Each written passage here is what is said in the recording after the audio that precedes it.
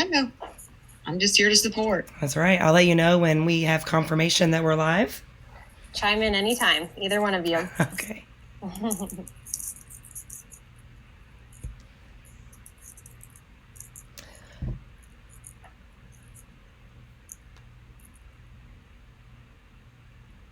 All right, so we'll get started in just a moment. It looks like we're live. I'm double checking our sound, and I just got confirmation from my colleagues that we can hear. Welcome, everybody. We are so glad that you're back.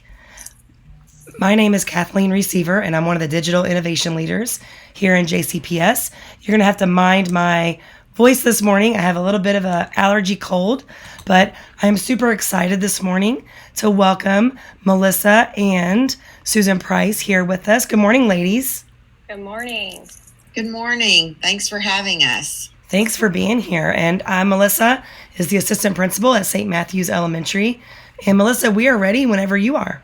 Awesome. Well, thank you so much. I am, as she mentioned, the assistant principal at St. Matthews Elementary, and I am actually lucky enough to be in school right now where they are replacing our windows, which is why I have headphones on. So I hope that you can hear me and not construction. There shouldn't be any right now. But again, I'm glad to be here, and I'm glad Miss Susan Price is with me.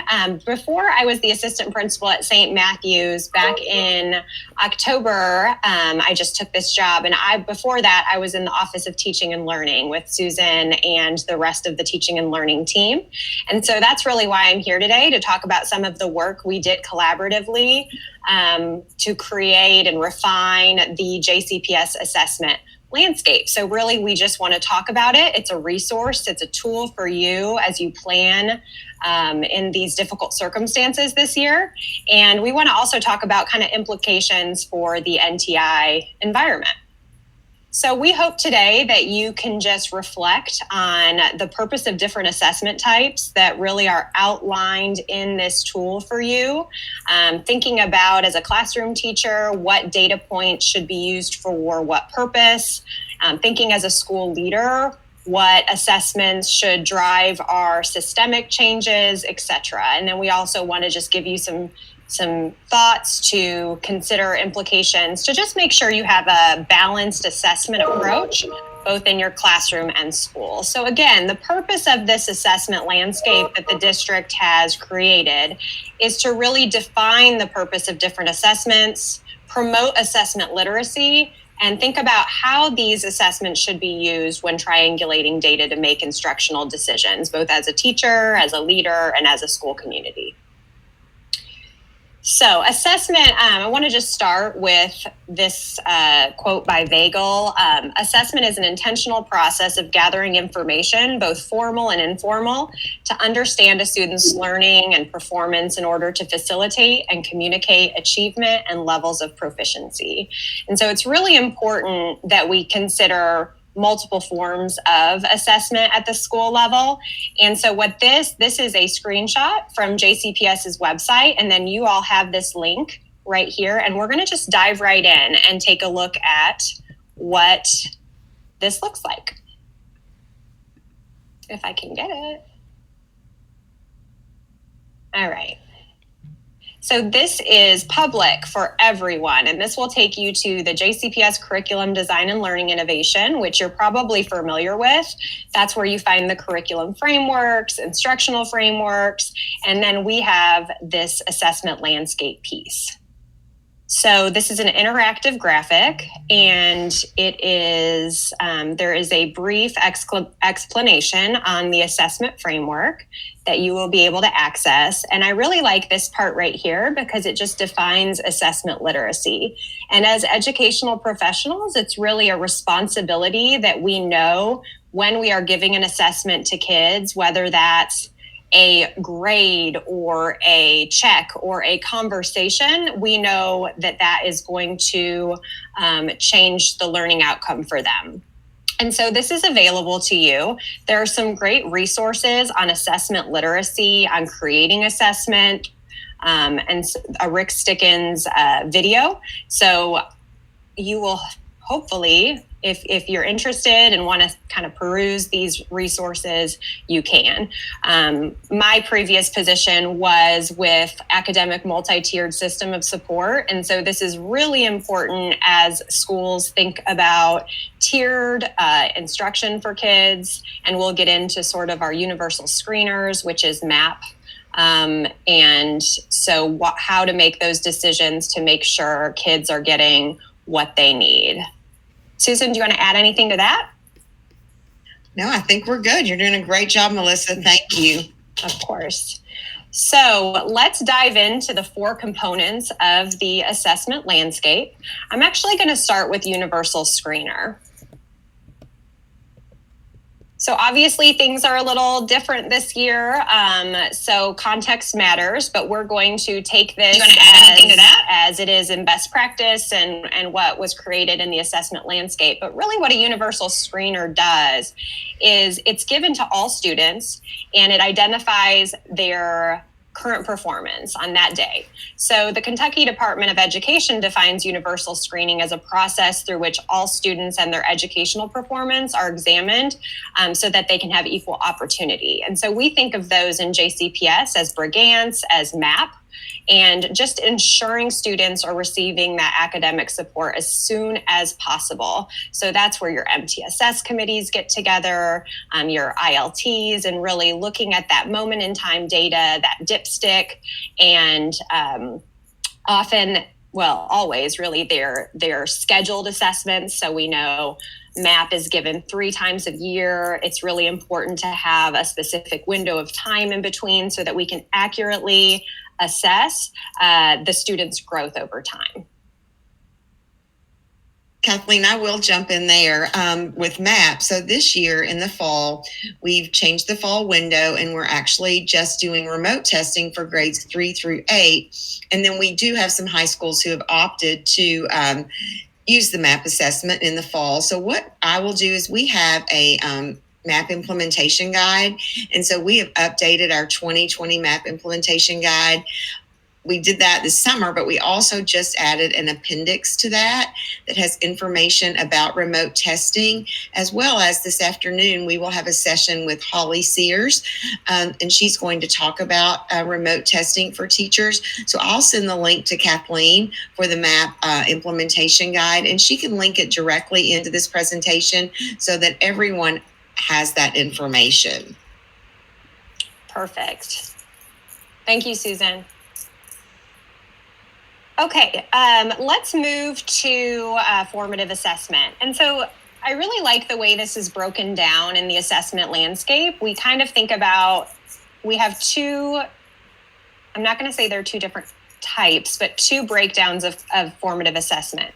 So this top is, we think of formative assessment as learning. There's probably teachers watching this right now. I hope these are the actions you do probably without even identifying them. They're when you prior to NTI, when you walk over to a student and you ask them a question. They are when you show students an image before getting into the content and saying, what do you wonder about this? It's really giving you information in the moment to make instructional changes. So this is huge, huge, huge. And we have to think and consider how we as classroom teachers are really going to implement this, are going to formatively assess our students in the virtual environment. And so I will get a little bit more into that, just give you some thoughts at the end of the presentation on how important that is. But as you can see, every piece of the assessment landscape gives you a definition with a source cited, the purpose. So we know this is to monitor student learning and provide ongoing feedback to improve student learning. And really how you as an educator should use it. Because if we're not using it, then really it's not going to matter. We need to make adjustments in what we're doing when we get that feedback from our students. So here are a few examples. There could be a lot more. And we have some really, Dylan Willem is somebody that knows a whole lot about formative assessment. I mean, he is the expert in the field of formative assessment. And he has some basic strategies that really should guide your beliefs about formative, or could guide your beliefs about formative assessments, but really always putting students in the driver's seat of their learning.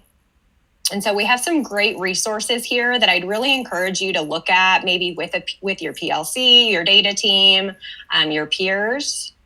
And then common formative assessments are something that people are probably familiar with. That word common, it's more of a formalized assessment. So it's that piece that you think of when you create it with a peer, collaboratively with the PLC, part of the PLC framework and JCPS. So you create these assessments with grade level peers based on a standard or a set of standards. So they really answer the critical question of how do we know our students are learning? So the purpose is defined right here. Again, they give us, the assessment data gives us information on what we as educators need to do to respond. And again, here is the PLC framework and where that is tied to that piece and this piece. And so these happen within or between an instructional unit, and teachers administer those common formative assessments to monitor the progress towards grade level expectations. And so these PLCs may analyze the student work collaboratively and then of course respond. So here are some examples here. Team develops success criteria. It might be an assessment using a resource, a vetted resource, but they're always tightly aligned to grade level standards. Susan, do you want to add anything about the two pieces of formative assessment? No, just how the with the 5 essentials for JCPS, the student assignment protocols will be really like key in, like we're designing the assignments, then we're formatively assessing them, but also using that quality work protocol as part of formatively assessing that student work against the, grade level standards. Perfect. Okay, we go to summative assessment. So the purpose of summative assessment are to really evaluate student learning, knowledge, proficiency of an instructional period in time, a unit, a course, or a program. And so teachers really use these assessments learning how to show evidence of student proficiency. And then they also are sometimes used to evaluate the effectiveness of the program, of the curriculum. So is this literacy curriculum serving our student population correctly? Like how is our implementation of this program?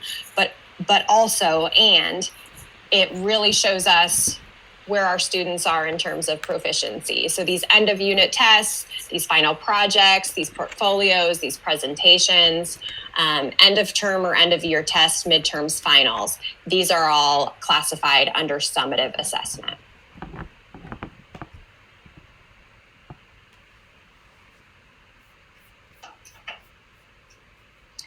And finally, and I almost wonder if I should have started with this one, because demonstrations of learning can really be embedded in all these pieces. And so we don't even want you to think of it as, oh, and then there's demonstrations of learning. But demonstrations of learning really apply a deep understanding of academic content to novel problems and situations. So these develop a range of competencies, people skills, self-management, success skills, accessing content, and the application of all of those. And so really the purpose of these is to give students an authentic way to share and reflect their learning, which is going to be so important for us to be intentional about in the NTI 2.0 environment. So we really need, again, right here, how can a teacher use it? Really, they can use it as a summative assessment, a classroom formative assessment, formative assessment. Really, this piece fits within the entire framework.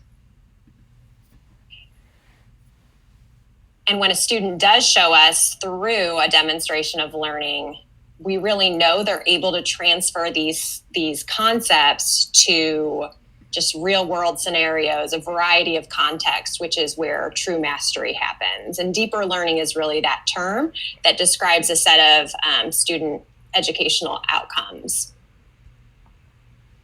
Melissa, if you could just stay on that page and scroll up for just a moment. Sure. I just want to go back to compliment your team on the way that the assessment landscape is designed, because I think it's going to be so important for all of us as reminders that not only the different types of assessments, but how you all have set it up with its purpose, how a teacher should use it, and examples. Especially even for new teachers, this is just great for really understanding it, how it's used. And so I just encourage all teachers and principals who are out there to take a look at this with your teachers. And it is also one of the essential 5. So again, this resource is located right on the JCPS Curriculum Design and Learning Innovation page. And there's a lot of good texts and resources embed. So one thing I just wanted to end with, and this is something that really helped me as a teacher and a leader think about assessment. And this graphic is from this book called, not that book, I've got too many books on my desk, Susan Brookhart, who does a lot of talk about assessment literacy and how to make decisions with different kinds of data. So if we look at this graphic, this is, the components of an assessment landscape. We've addressed these pieces in our assessment landscape. Accountability, we think of as K-Prep, obviously, grading, classroom formative assessment, that formative piece. And then we would call this summative assessments. But really what Brookhart argues as a classroom teacher to really consider and zoom in to formative assessment. So while these pieces are so important and have a place in a balanced assessment system, our assessment landscape, I think the audience today is probably a lot of classroom teachers. And so we would really encourage you to just consider formative assessment throughout this time. Have good conversations with your peers about what that looks like to you, how to get students engaged in this virtual environment so that you know where they are. And these pieces are framed out separately from that, and the district is supporting you in all these pieces. So again, formative assessment, Black and Willem really explain that these classrooms with this formative assessment as learning, these moments when you're talking to kids, right where they are. Studies have indicated that it's comparable to one-on-one tutoring in its effectiveness. And so as a classroom teacher, I would just challenge you to consider that piece. And again, as we mentioned in the assessment landscape, this piece, formative assessment, can be demonstrations of learning. It can be paper and pencil. It can be class discussion. It can be a lot of different pieces. So educators, we really need to stop thinking about assessment as accountability tool and start thinking it as a teaching tool. And we hope that the JCPS assessment landscape really allows and encourages you to do that. And the district is really behind this and is going to support the implementation. And so with that, Susan, I'd love to open up conversation or anything you'd like to add or anything in the chat box. We have a few questions, if that's okay. Of course. Again, excuse my voice. Let's see here. One person asked how they find this, and I linked up in the chat the Curriculum Design and Learning website. So Right. That is one way.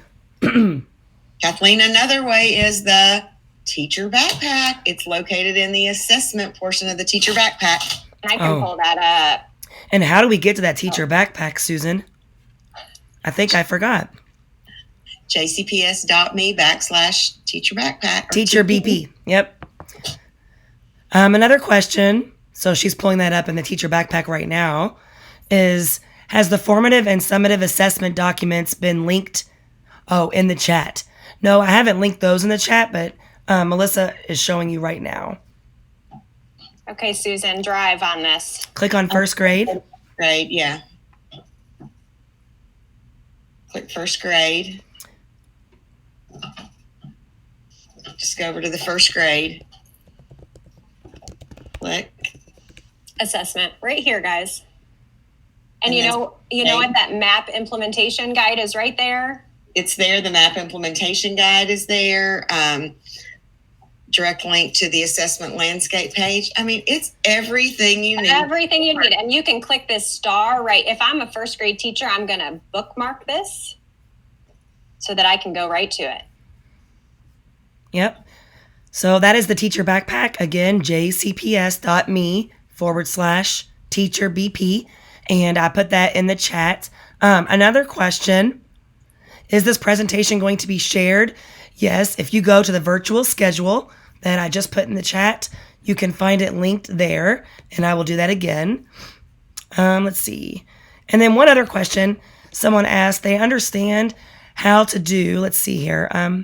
Mary Holloway said, I know how to assess normally, but our big question is, what does this look like during NTI? Great question, Mary. Great question. So, as Susan stated, the district is going to support you with some of these pieces. We're going to implement the universal screener of MAP 3 through 8.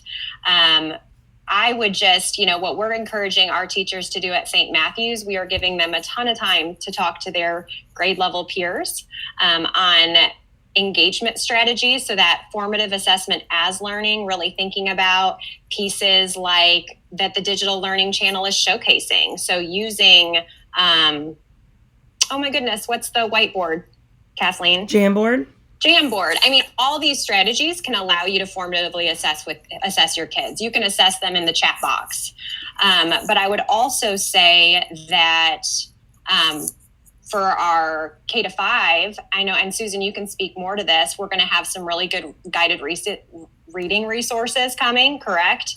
And I know that there's information on implementing sort of assessment that way. Do you want to speak more to that, Susan? Yes, and there's in the teacher backpack, there's an NTI resource for guided reading. And so those resources are there.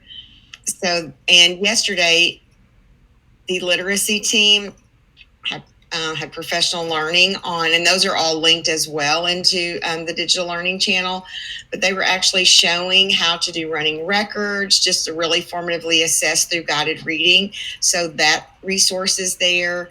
And also I saw in the Summer Backpack League this summer, there were students who were, demonstrating their learning. So, they were one-on-one or they had a peer group.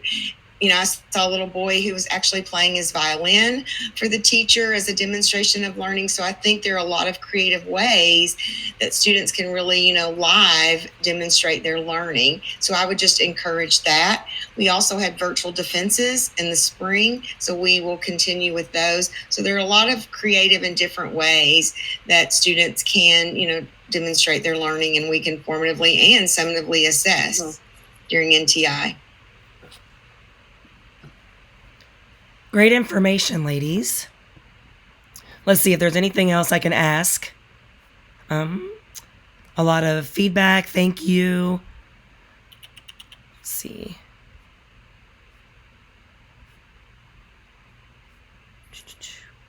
We have over 400 people watching live, so that's really exciting. Wow. You said it was in the teacher backpack. Where is that exactly? Again, the teacher backpack, you can find that at, I'm typing it now, jcps.me/teacher BP. It's also linked inside the backpack. So if you just go to the normal JCPS backpack, you will find it there as well. Kathleen, I just saw a question. I'm monitoring the chat on another computer.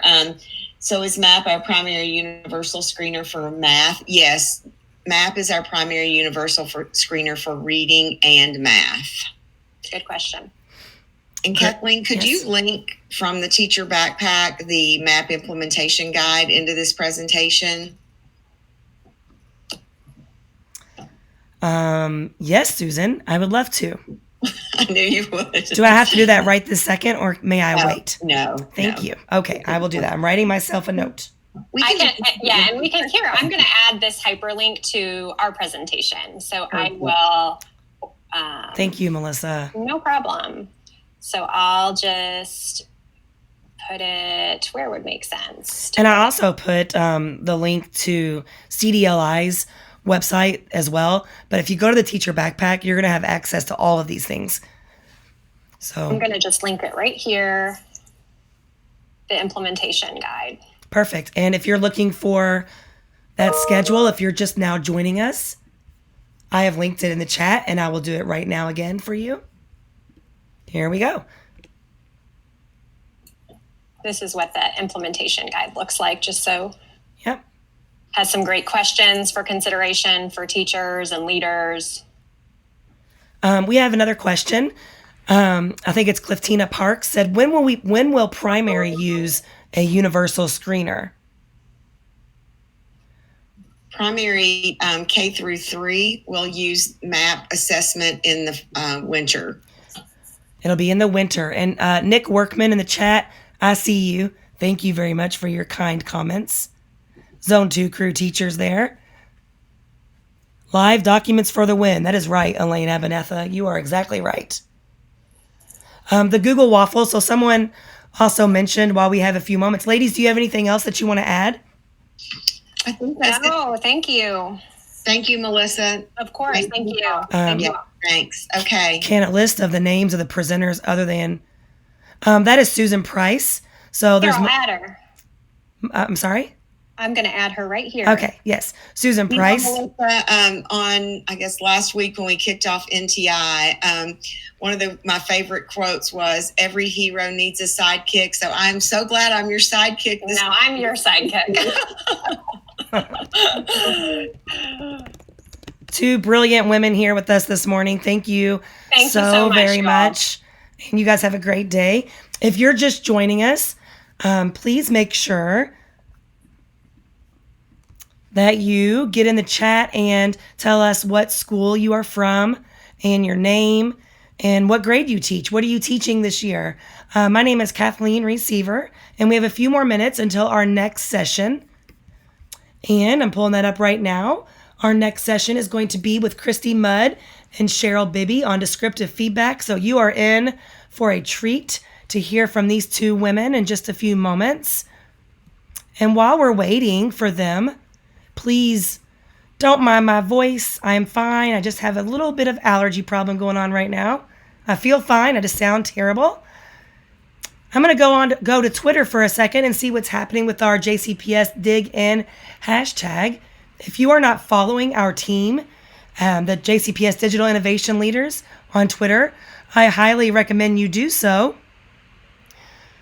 There are some new features and rumors going out about Google, and some of those rumors are true. And our leader, Heather Worrell, posted yesterday evening about those new features that are rolling out. And do know that JCPS has what's called the Google for Enterprise Edition. So as soon as those features do roll out, we will have them.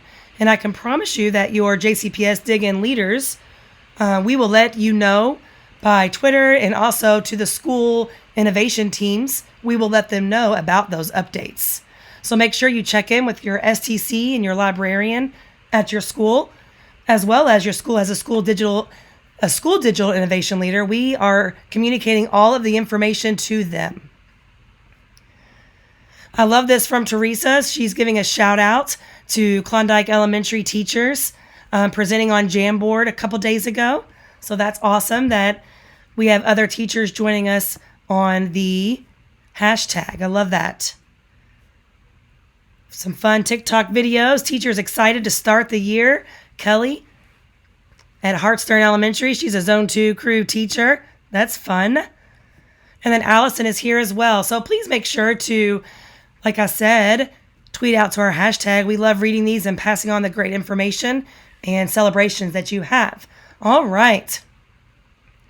So up next, we do have Cheryl Bibby and Christy Mudd. Good morning, ladies. Good morning. Good morning. It is 9 o'clock. Are one of you going to present today? Your screen? I'm running the slide deck, so I'll Awesome. do that. Give me 1 second.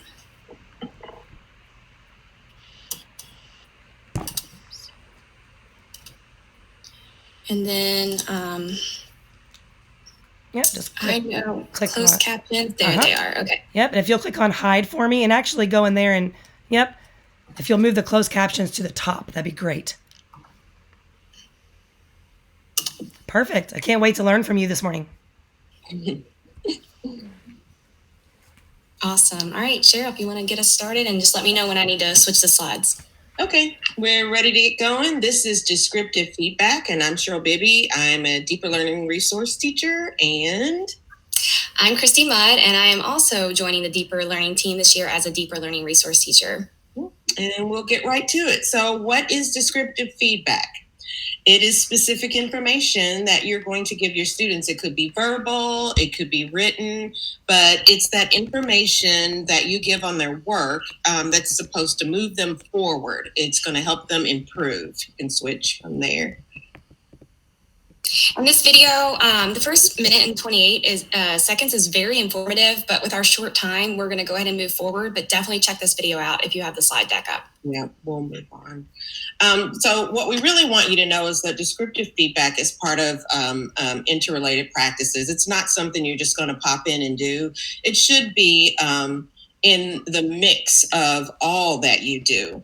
If you look at this graphic, a lot of this is happening in our district right now, using data with students, student-led conferences, standard-based grading, which is up and coming for us all, checking for understanding, those formatives. All of this is all related, and descriptive feedback is just one of the practices that you should be doing.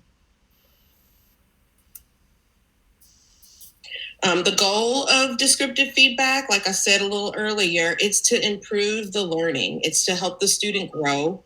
It's what the student needs to improve, and it's specific information used formatively.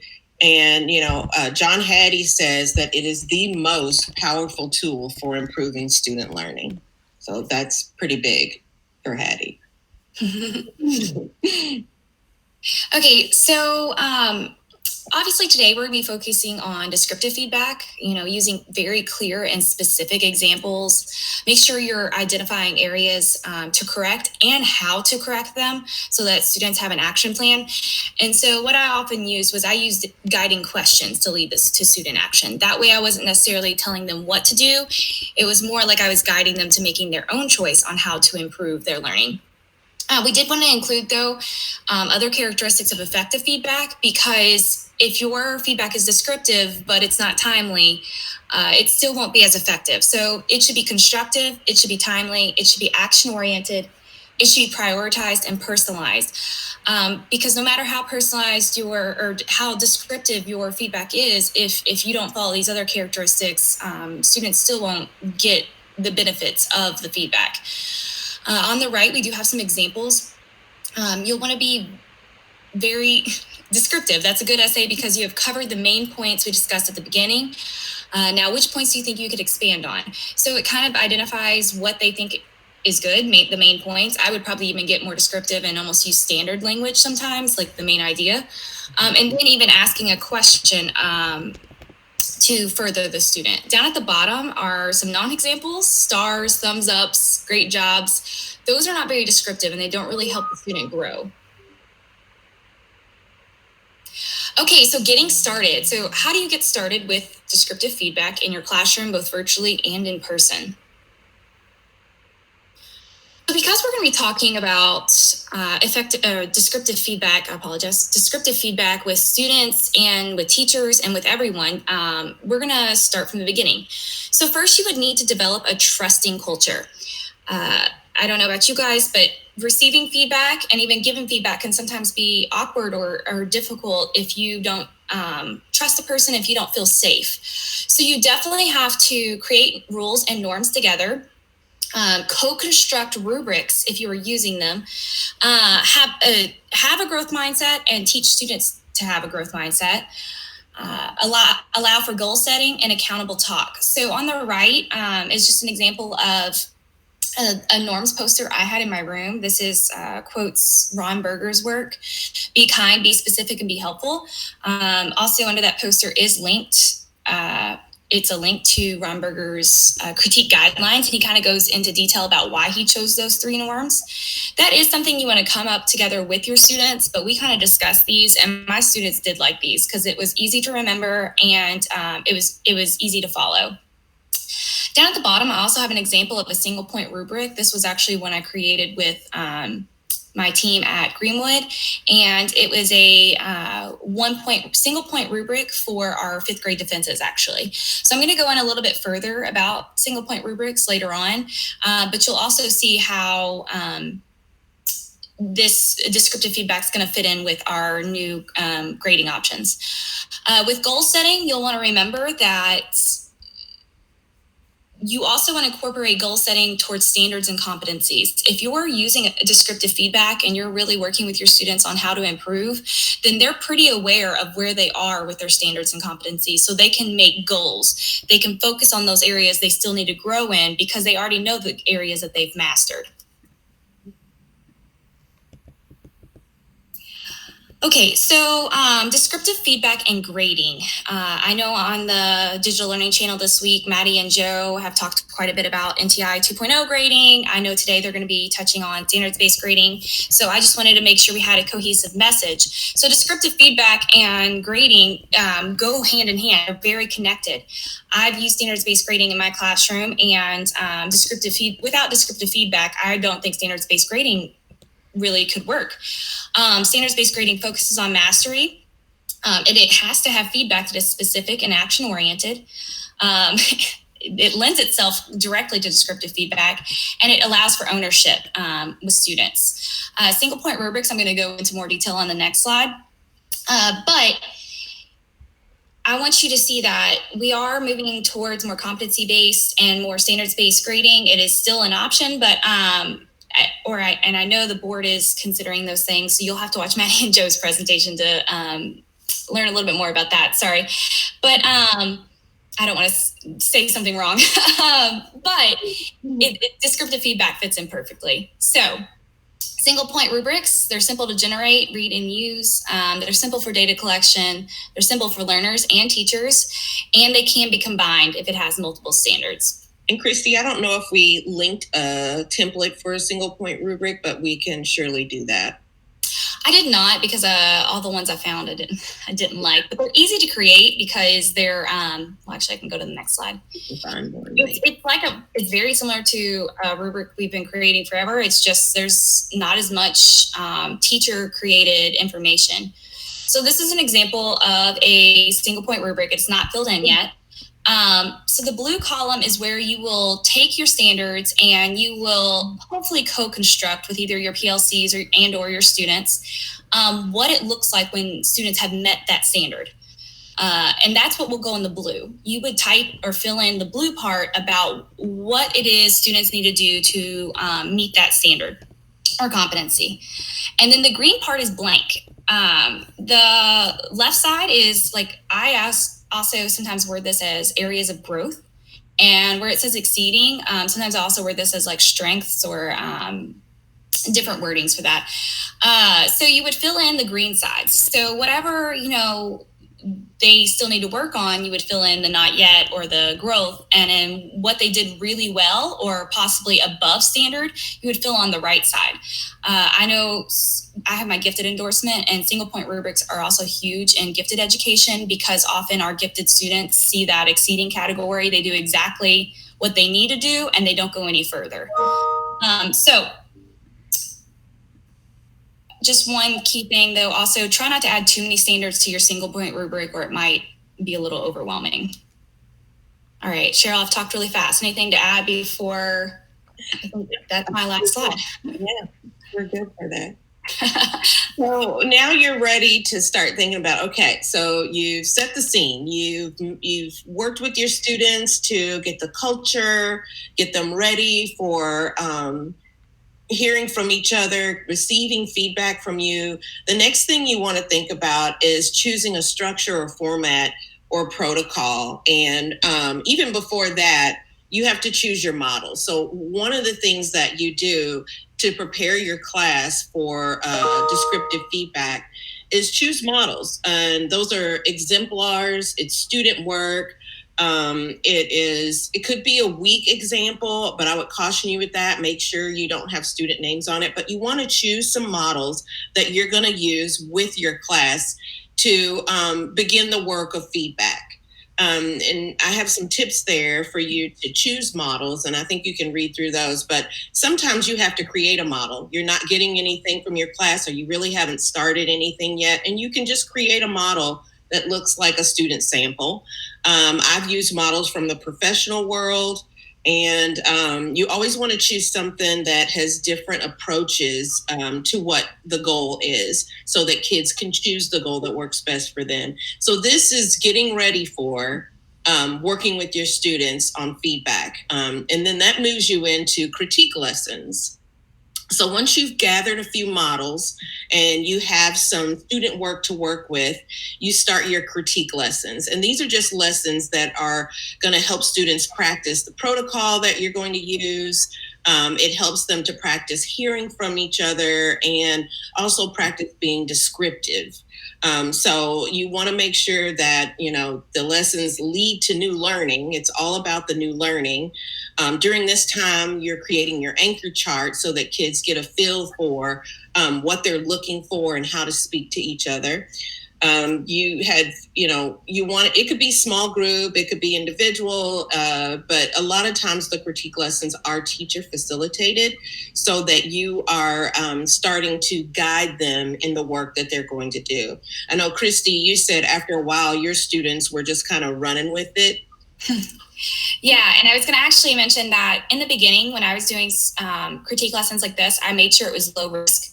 So it was something that they weren't necessarily invested in, as far as I didn't just jump in with a huge project that they had completed and spent 2 months on, because that would have a lot of investment. But I would start practicing with something that either wasn't their work or something that wasn't a huge deal to them, so it wouldn't hurt as much if they got really critiqued.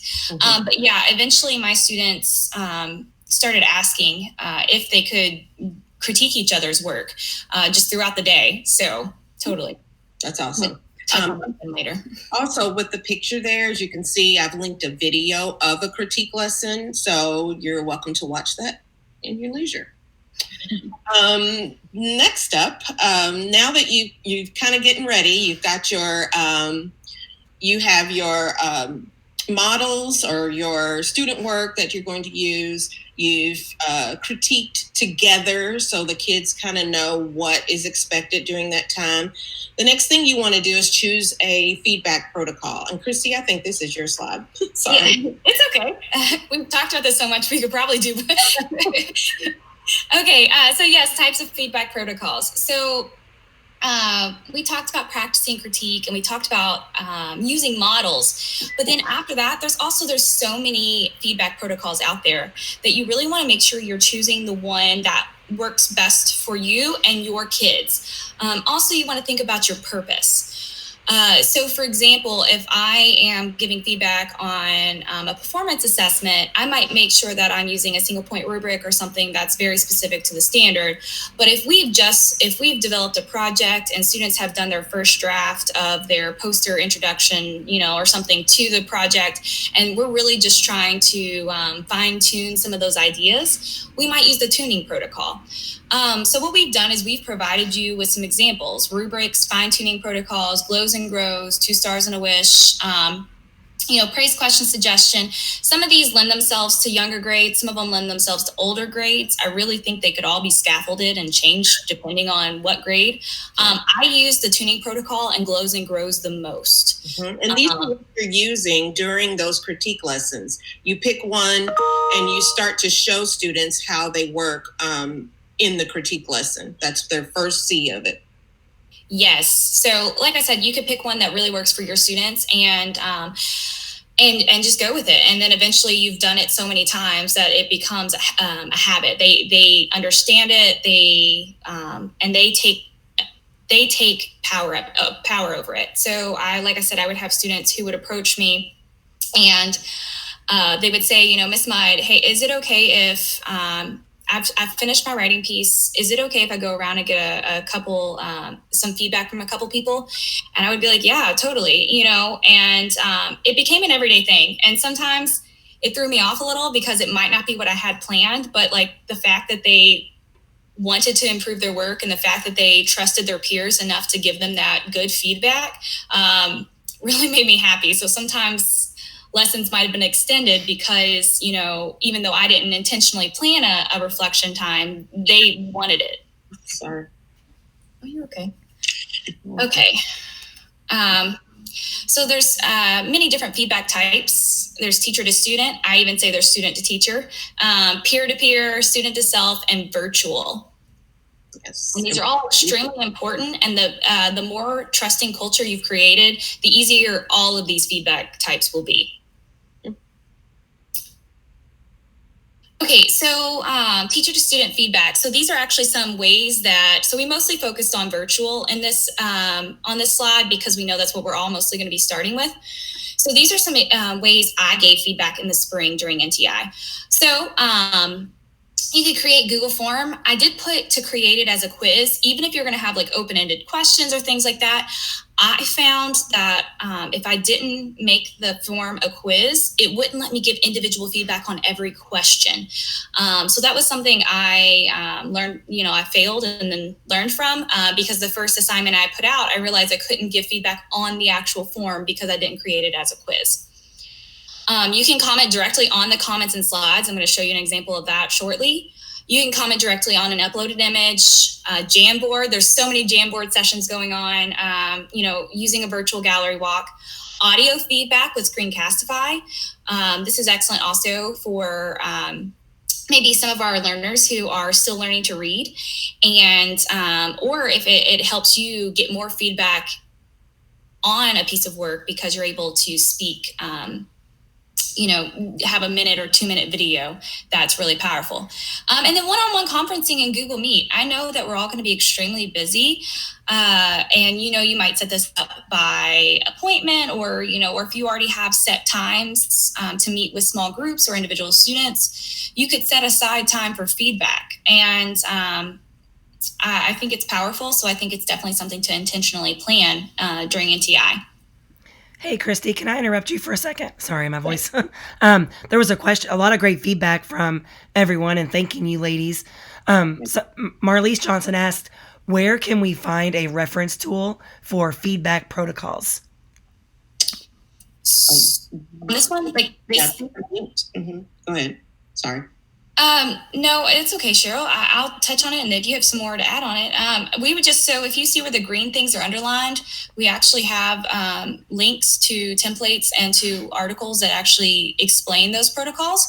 And then we also have a resource page at the end of our presentation that also has more resources about those protocols. So yeah, if you click on one of these, it'll take you to different websites to further explain those. Great, thank you. And the virtual session is linked too. So their presentation, it's linked inside that link I just put in the chat.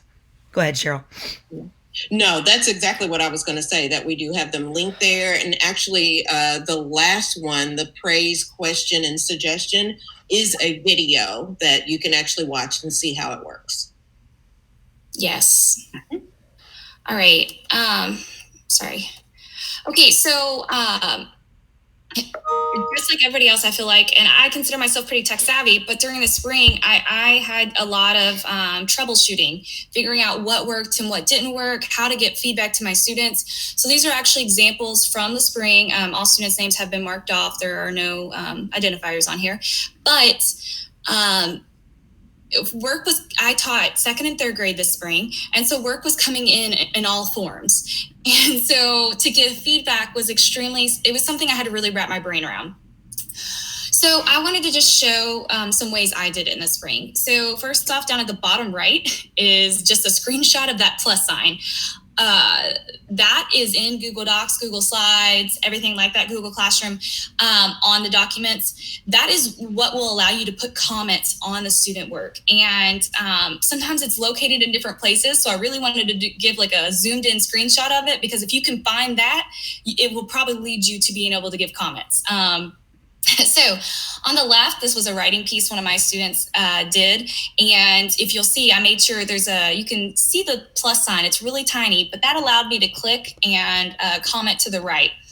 And if you'll notice, glows and grows were so frequent in my classroom that's actually a lot of times how I gave feedback. So I gave the student some glows and grows. I will also point out that this student's grows, the student actually did a really good job and is advanced. So in my grows, I actually gave her the student some challenges, like how can you do better even though you've already really met all of the standards for this assignment. So that's probably the simplest ones that most people are most familiar with, is just being able to comment right on the document.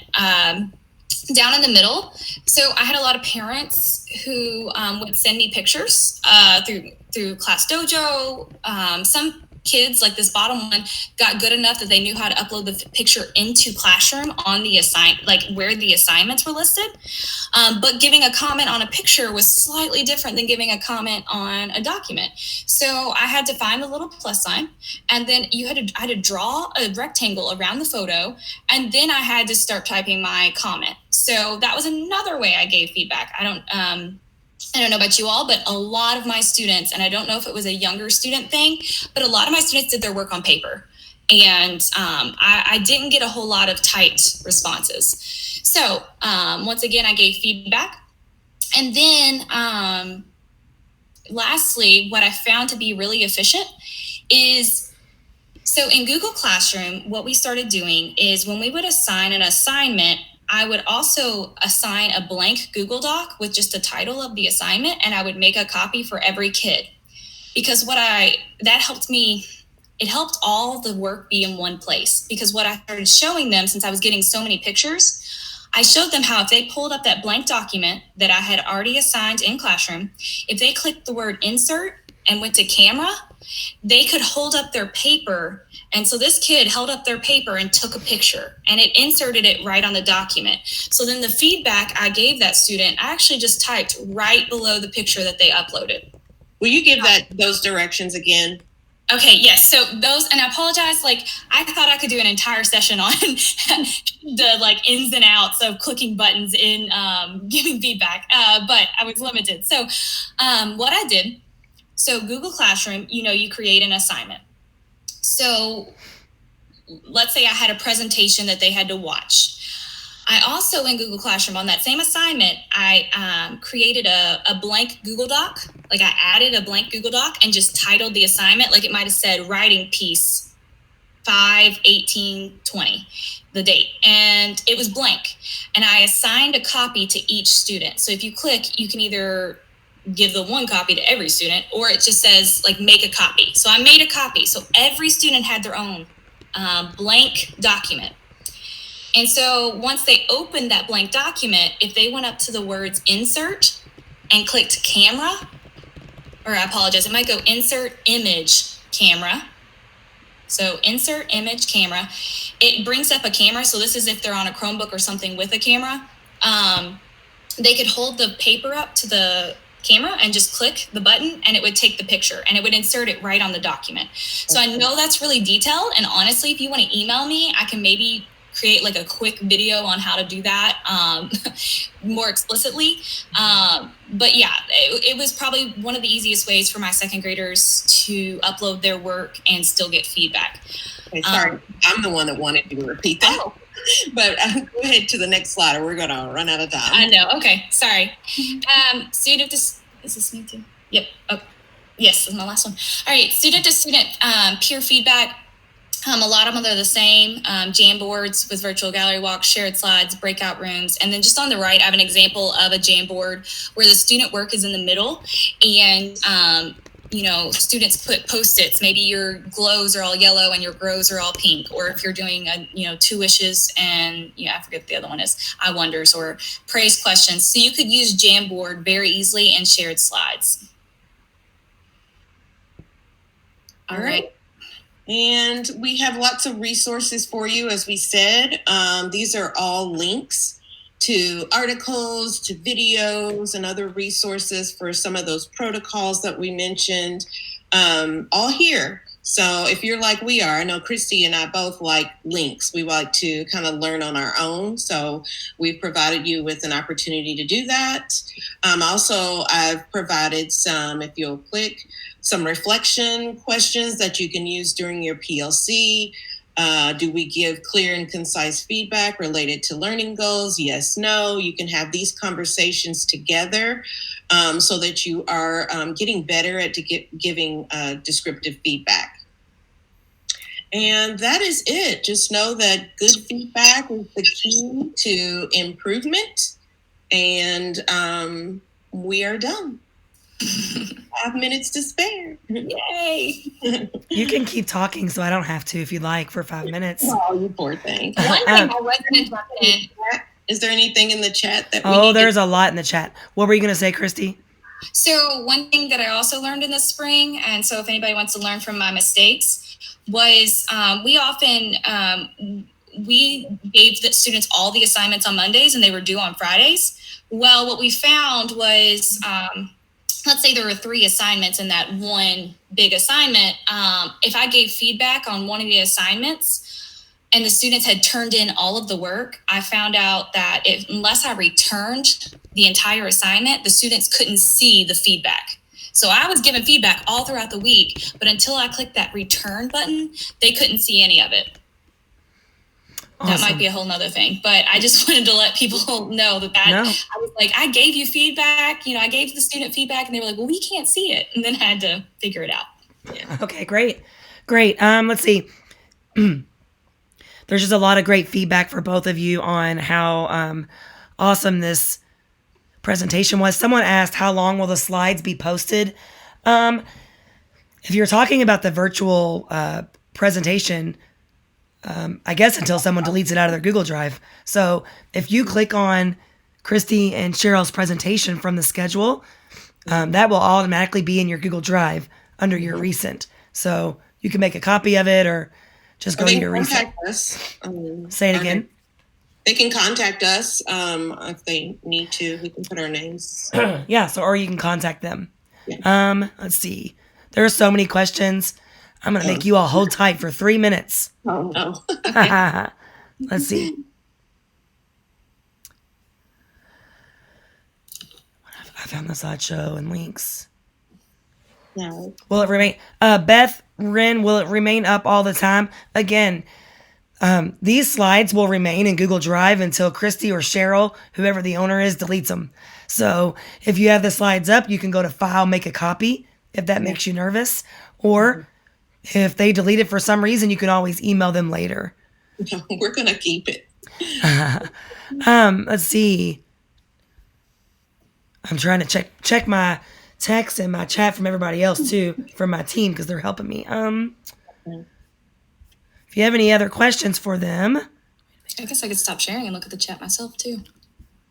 Yeah, it's on YouTube. You can. Let's see. Oh, true. Forgot. But there's our information. There you go. Yep, so there's their information, and you can. I think we got most of them. You ended up answering a couple of them. So thank you, ladies, so much. Thank you. Thank you for your great presentation today. Excuse my voice, if you're just joining us, we have up next in a couple minutes, Maddie and Joe, and they will be talking to us. Let's see here about rubric and assessment design.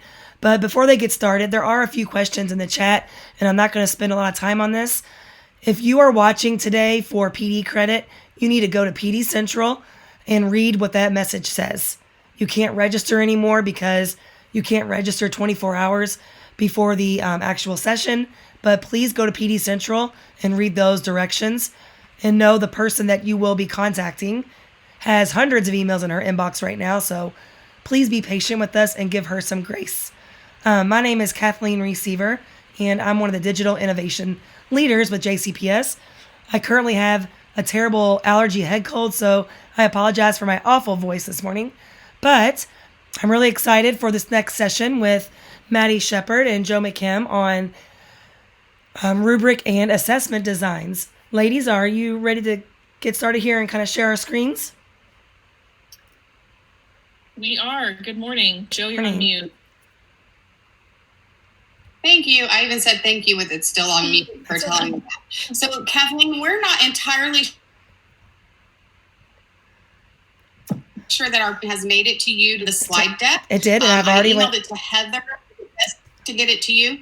I already linked it for you. It's up and ready. Perfect. Thank you. And do you want me to present my screen? I'm sorry.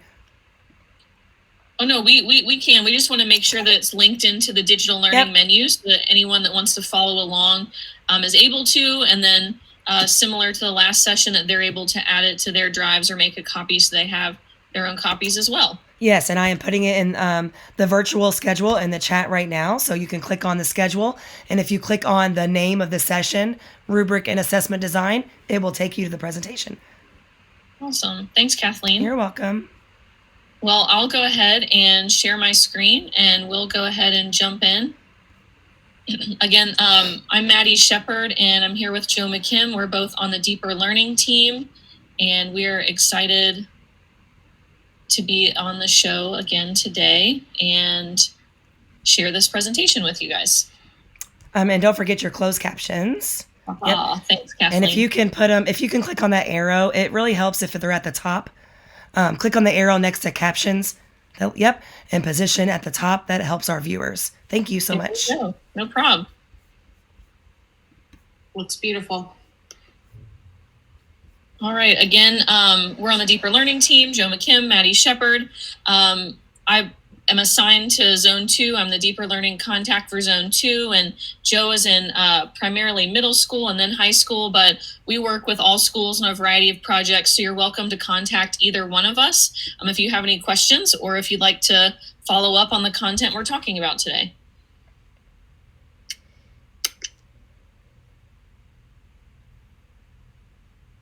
Okay, so we always like to start with what's our why. That's a big part of our work. And for the most part, educators always say, I'm here for the students. That's why we're in it. We're not in it for money. We're not in it for summers off. We're in it for our students and the families that we work with every day. But more importantly for our students, it's not just about pushing knowledge into the funnel that goes into their brain so they memorize a bunch of facts. Knowledge doesn't really matter unless students are able to apply that knowledge, apply that learning in some capacity in new contexts that matter in their life. So this is our favorite quote, which is knowledge is like paint. It does no good unless it's applied. Paint in a paint can in your basement doesn't help you. Paint applied to your wall is useful. Or paint to make a beautiful portrait is useful. So how can students take that knowledge, that paint, and apply it to something that is useful for them? That's our why. And that gets to the heart of what we're going to talk about today around rubrics and assessments. How can students apply what they're learning? And this chart comes straight out of our JCPS assessment landscape, and you can find that on the district website. There's a whole landscape that talks about different types of assessment, and we're going to focus today on demonstrations of learning, which is one of the 4 areas on our assessment landscape. And we want to focus on demonstrations of learning because we feel like it really can cover all of the other 3, if you want to look at it that way. It can be the umbrella to those other components of our assessment landscape. The purpose of an demonstration of learning is exactly what we were just talking about with our why. It's a way for students to authentically share how they can use the knowledge they've learned and reflect on that learning. And that's something we forget a lot in education, or we just don't have time. It's like that last thing we're going to do at the end of the day and we forget to do it or don't have time to do it. And that's reflection. So with a demonstration of learning, we're going to have them apply what they've learned and then reflect on that. What did I get out of not only applying it, but demonstrating it? How am I learning throughout that whole process? As a teacher, we can use demonstrations of learning in our formative assessments. We can use it even as a CFA if you want, with those single point rubrics, which we're going to talk about in a minute, to get those data points for your PLC. We can use it as a summative assessment if we'd like to demonstrate mastery overall.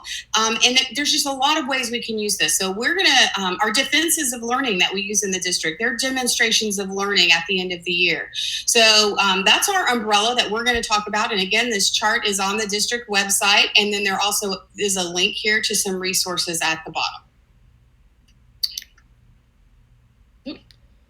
So first, we're going to talk about performance assessments.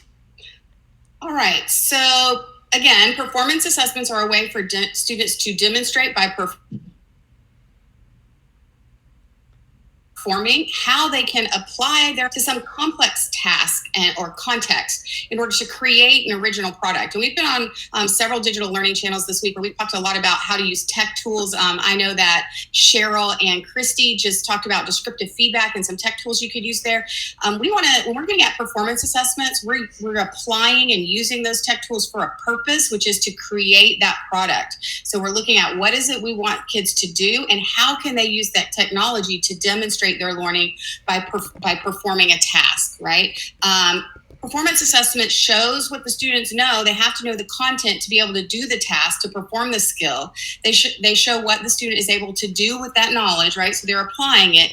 And most importantly, going back to our quality work protocol, it's meaningful to the student. It matters to them, right? So it is quality work that helps us see where kids are and how they can use the learning that they're getting in our classrooms. Well, if you think about it and really read our Common Core and our Kentucky standards, they're meant to be performed. They're written in such a way, using such verbs that they're meant to be performed. Almost all of them, if not all of them. And the same is true for our competencies that are a part of our backpack of success skills. And so performance assessments are really one of the best ways to assess a student's knowledge and skill level when talking about our standards or our own district competencies. All right, again, they can be formative or summative, and a few examples of how you might use that in your classroom. I know, for example, in our science curriculum frameworks and in the science standards, our next gen standards, kids are expected to create models. It's not enough for them to understand a model or see a model or duplicate a model that they've seen. They need to be creating models of their own. So that is a way for kids to show that they can actually do something with their science knowledge. Of course, project-based learning, and under project-based learning, I would also add passion projects, Genius Hour, where kids are choosing how they want to explore their learning and demonstrate the skills in their content through something that really matters to them. And across the district, we have many, many schools and classrooms that are working on service learning projects where kids are learning their content through community work, through solving community problems, through giving back to the community. So PBL, I would say, includes more than just projects. It also includes Genius Hour, passion projects, service learning, problem solution kind of projects. Lots of things can fall under PBL. Anytime we have students creating anything, graphs, charts, whether they're writing a play, making a painting, anytime they're taking their knowledge and applying it and creating something, that's a performance assessment. Whether we're using it in a formative way to give that descriptive feedback that Cheryl and Christy talked about, or in a summative way to show mastery and let their parents know where they are and where they're moving on, it could still be that same performance task. And those are just a few examples. Like there are many, many other examples that I'm sure you're all already doing or are thinking about that would also serve as a performance assessment. And just a side note, if you're interested in diving a little bit more deeply into this, our very next session on the Digital Learning channel is on performance assessments featuring Justin Elliott. So you'll be able to, again, dive in a little bit more deeply into this idea of performance assessments very shortly. All right, so there are 6 elements of a quality performance assessment, and I'm going to go through these pretty quickly because, again, Justin is going to talk about this starting at 10 o'clock, so you can get more info.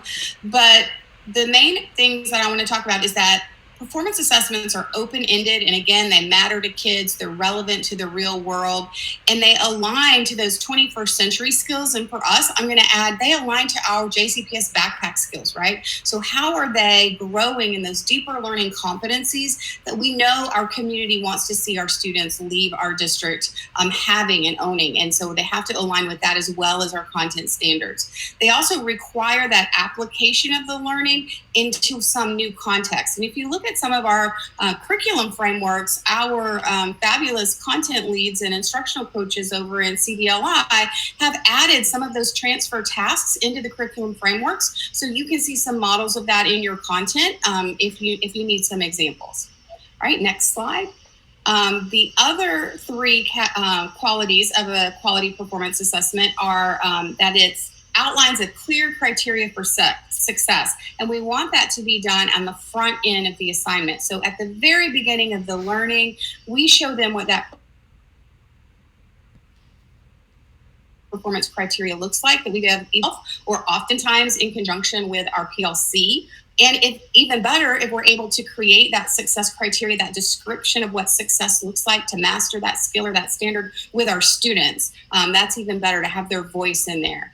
And Maddie's going to talk more about that in just a minute when she talks about rubrics. And next, we want to make sure our district is very focused on being culturally responsive, and that is a quality of a good performance assessment. It will be culturally responsive. It will take into mind who our students are as individuals and be designed for them with humanity, right? So we're going to make sure that we're using who they are and where they're at right now during NTI as a part of our thought process in designing those learning experiences for them. And lastly, our last quality of a good performance assessment is that it will result in an original product or an original student. Again, we want kids applying that learning to create something, and that's how we get to that backpack skill of emerging innovator, right? They're creating new things, new solutions that sometimes the adults can't do. I love in high school, we've had all kinds of challenges for our high school kids, asking them to solve really big community issues, and they come up with some great solutions, and they apply all kinds of knowledge from math and data and statistics and data analysis to get evidence for their solutions, to communications and argumentation as they persuade people that their solution is the best. So again, we want kids using the content and applying it in some new and creative way.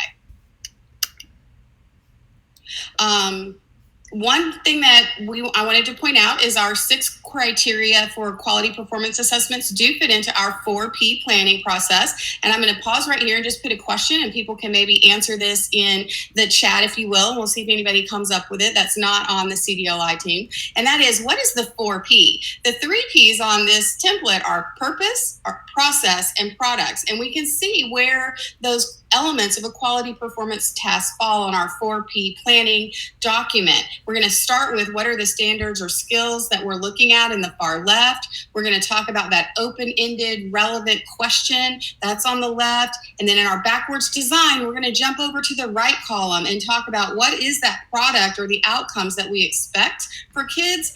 And then we'll come back to the middle and plan that upward scale from the beginning to the end for students to where they can demonstrate that mastery. And now I'm going to pause for a minute and see if anyone has put in the chat what our 4th P is. And I'm looking at the chat, and it doesn't look like anyone's given us an answer yet. So I'll go ahead and tell you the fourth P is the person, the student, the pupil, right? We're designing with that person in mind always. That's our 4th P. All right, and of course, we want to give you lots of resources. So once you've got this slide deck, all of these are links to additional resources. And again, you can get more around performance assessments at 10 o'clock with Justin Elliott. So next, we're going to talk about student-led conferences, which in themselves are performance assessments. We do student-led conferences for a variety of reasons. And if you have been at a school that's done this, you've seen the value, you've seen how learners own their learning, and how this is a great way to engage families as well and really empower families to be more aware of what's going on with their learner, but also how to engage in the process as well. So first, I want to talk about all of these prepositions here, as, of, and for learning.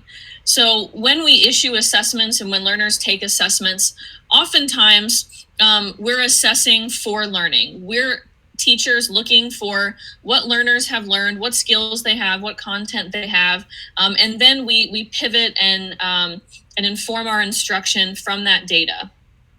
The learners don't always get that feedback in a timely manner. They don't always get it in a way that they understand or that they're able to own themselves. The best type of assessment are assessments as learning, where the assessments themselves are learning experiences. So when we think about our defenses that happen throughout all grade levels, at the end of the year, and we have early defenders that had that happen earlier in the year, The defenses themselves are learning experiences. The kids are doing a performance, they're answering questions, they're sharing a portfolio, a body of work, and at the end of that experience, the kids have learned a lot about themselves. They're very reflective on the process, but also about the products that they were able to put together. Student-led conferences are very similar. They're kind of like mini defenses of learning, where the actual student-led conference from the beginning to end is in itself an assessment, but it's also a learning experience. And again, those are the richest types of assessments. Student-led conferences are also great ways to build backpack competencies. They're great ways for kids to practice these things and reflect on our success skills.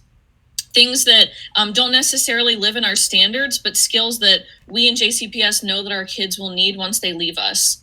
Student-led conferences are also a great way for learners to own their own data. We'll talk about the operations of this in just a second. And again, it's a great way to engage families. So just real quickly on the how, student-led conferences can be done virtually.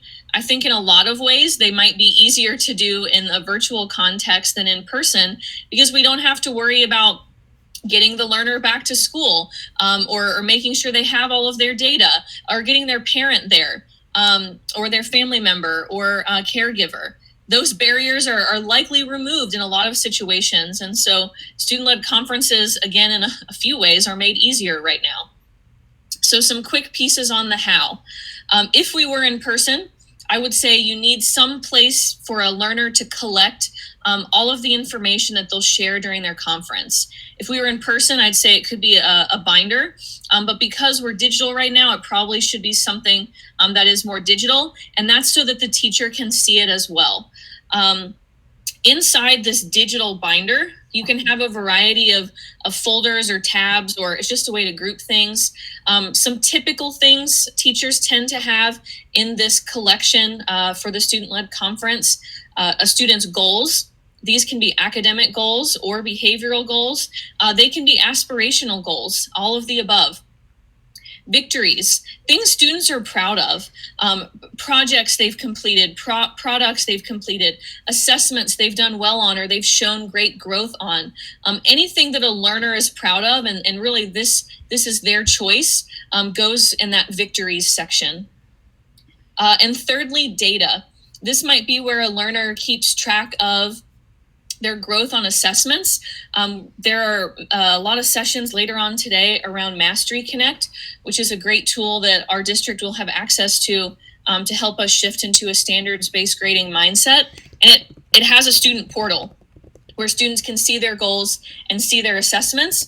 This might be something that we keep in that data section as well.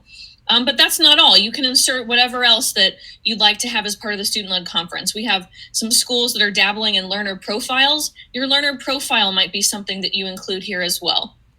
Again, these are just some typical things that we see. You and your learners have complete agency over how you organize this. In launching this student-led conference system, it's really important to have lessons and scaffolding for kids on how to curate this collection of artifacts. They need to set aside time to do this. They need to be on the lookout for things to put in their victories section. Anytime that a learner gets feedback from a teacher, that might be something they want to include. And then we want to make sure that we give learners and ourselves the gift of time. We might not be able to confer with every learner all the time, but conferring with learners in small groups, having coaching chats, just to give everyone an opportunity to curate their materials, to make decisions about what they'd really like to share at their student-led conference, and to practice conferencing and sharing this information with peers and with stakeholders are other great practices to make sure that kids are successful. Some resources. We have a whole page on our Deeper Learning website around student-led conferences. But even better, there's a treasure trove, which is why this link is linked behind this treasure chest. If you click this treasure chest, there are tons more resources, templates from teachers and implementers across the district on how to get started, how to prepare kids. Like I said, lots of templates and organizational tools for teachers to use, examples, tons of stuff is at your disposal by simply clicking on this treasure chest. Right. So before I get started talking about defenses of learning, I just wanted to add that Maddie said that lead right into our defenses of learning. And that is that if we use student-led conferences as a performance assessment, that means that we're giving them feedback on their demonstration of learning, right? So how are they applying those skills during their student-led conference? How are they curating those artifacts that they're going to share during their student-led conference? Give them descriptive feedback on that process of curating artifacts, which will help them grow and get better at doing our JCPS defensive learning when they need to in 5th, 8th, and 12th grade.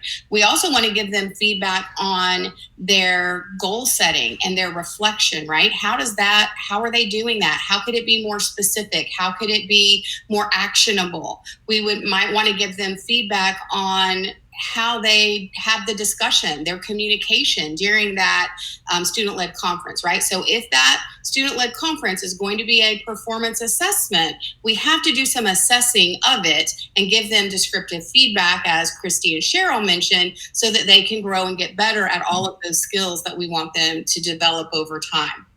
And that leads to defenses of learning. As Maddie said, our performance assessment can be a defense of a learning, but also we have our 5th, 8th, and 12th grade defense of learning in JCPS. Next slide, Maddie. Defenses of learning are, again, performance assessments. The student-led conferences can be one. They can happen any time of the year at any grade and can be virtual, right?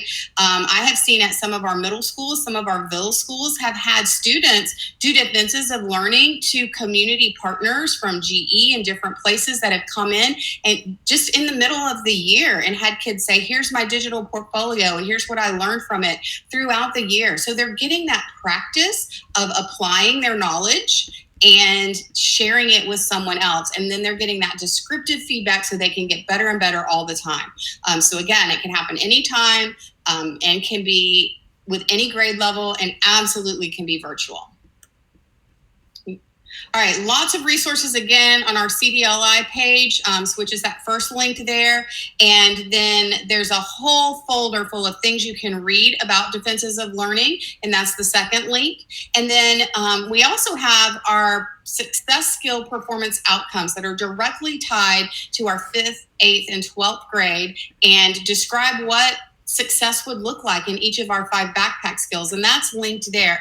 That is not meant to be the rubric for a defense for any school. It's not meant to be that. It is meant to be a guide for teachers of all grade levels to use as they're designing performance assessments in their class to help kids grow to that level. So we need to all be looking at those performance descriptors and figuring out how we can scaffold those benchmarks for 5, 8, and 12 down to our grade, our level, our class, our content, and use them in our performance assessments throughout the year. All right, Maddie, we have about 7 minutes. Perfect. Finally, we're going to talk about single point rubrics, which are a great way to assess all of the things that we're talking about today, whether you're grading a task for standard mastery or you're grading for a competency or both. So why are we talking about this? Well, they're simpler. Single point rubrics, you'll see in just a second, don't operate off of a 4-point continuum like a lot of our rubrics are, or rubrics do rather. And so they're just simpler for kids and teachers to use and understand. You'll see when we look at the architecture that they're inherently descriptive. If a teacher's using them, it's pretty difficult to use them without providing descriptive feedback. So they lend themselves very well to descriptive feedback. So kids and teachers are clear on what the next steps in their learning path might be. And again, because it's so simple to understand, it's easier for kids to own their learning and own their data and own their pathway to learning using these rubrics. Again, you can use them with standards or competencies like our success skills. And these are great conversation points to have in PLCs to collaborate in development but also calibrate around what performance outcomes look like. So here we'll just look at the architecture. On the left side, we have where our standard skills or competencies would live on our single point rubric. You'll notice that in the green section here, this is where we write our performance descriptors. And the not yet and the exceeds columns, we leave empty. So if we're in a PLC, and this happens in a PLC in kind of a best case scenario, but there will be scenarios where individual teachers craft these on their own, and that's cool too. But if we're in a PLC and we've got our standards, our skills, or our competencies here, we need to decide as a team, what do these look like? What observable measures in this task can we look for as educators to see if a learner has in fact performed this standard skill or competency and has shown mastery? It's going to be slightly different than the verbatim wording of the standard skill or competency, because again, it's what we can observe, either on a video, if we're virtual, in writing, or in some other form or fashion. We leave the not yet and the exceeds columns empty because that's where we provide our feedback. And so if Joe has submitted an assignment and I'm looking for these performance descriptors, and in this first standard, Joe has exceeded that standard, I'm going to write exactly what she's done using the language in the performance descriptor so that she knows exactly what academic or learning behaviors to continue using, because she has shown in her work that she's exceeded this standard or skill. She's shown these performance descriptors.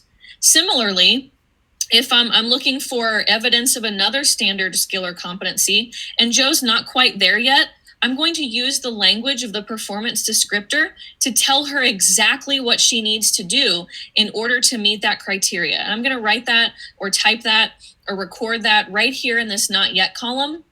So again, as a learner, I'm very clear about the performance descriptors, what mastery looks like. And then when I get my feedback, I know exactly what I need to do in order to continue exceeding on this standard skill or competency, or what I need to do to continue growing in that standard skill or competency towards mastery.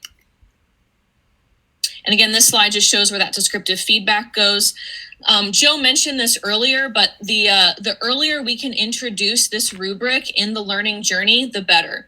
The earlier learners know exactly what mastery looks like for this standard skill or competency, the better the outcome.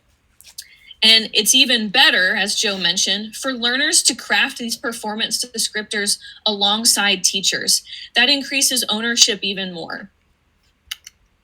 Maddie, we've only got about 3 minutes left. I just wanted to chime in and also say that this is where we might get data for our PLC conversations, because we could use this single point rubric on different kinds of performance tasks with the same performance descriptor, and all of our folks could come into our PLC and say, I have this many students who met or exceeded and this many who did not. And because I've given descriptive feedback, I can even tell you why they did not. And that can really guide us in where we go from here with our PLC.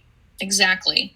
We have an example that's around our effective communicator competency from our backpack of success skills for you to look at. But we also have some resources here. We've got several articles that kind of break down the what and the why of the single point rubric. And that is all we have today. So we thank you guys for joining us on our discussion on assessments and rubric design. Thank you so much. Maddie, we have one question for you.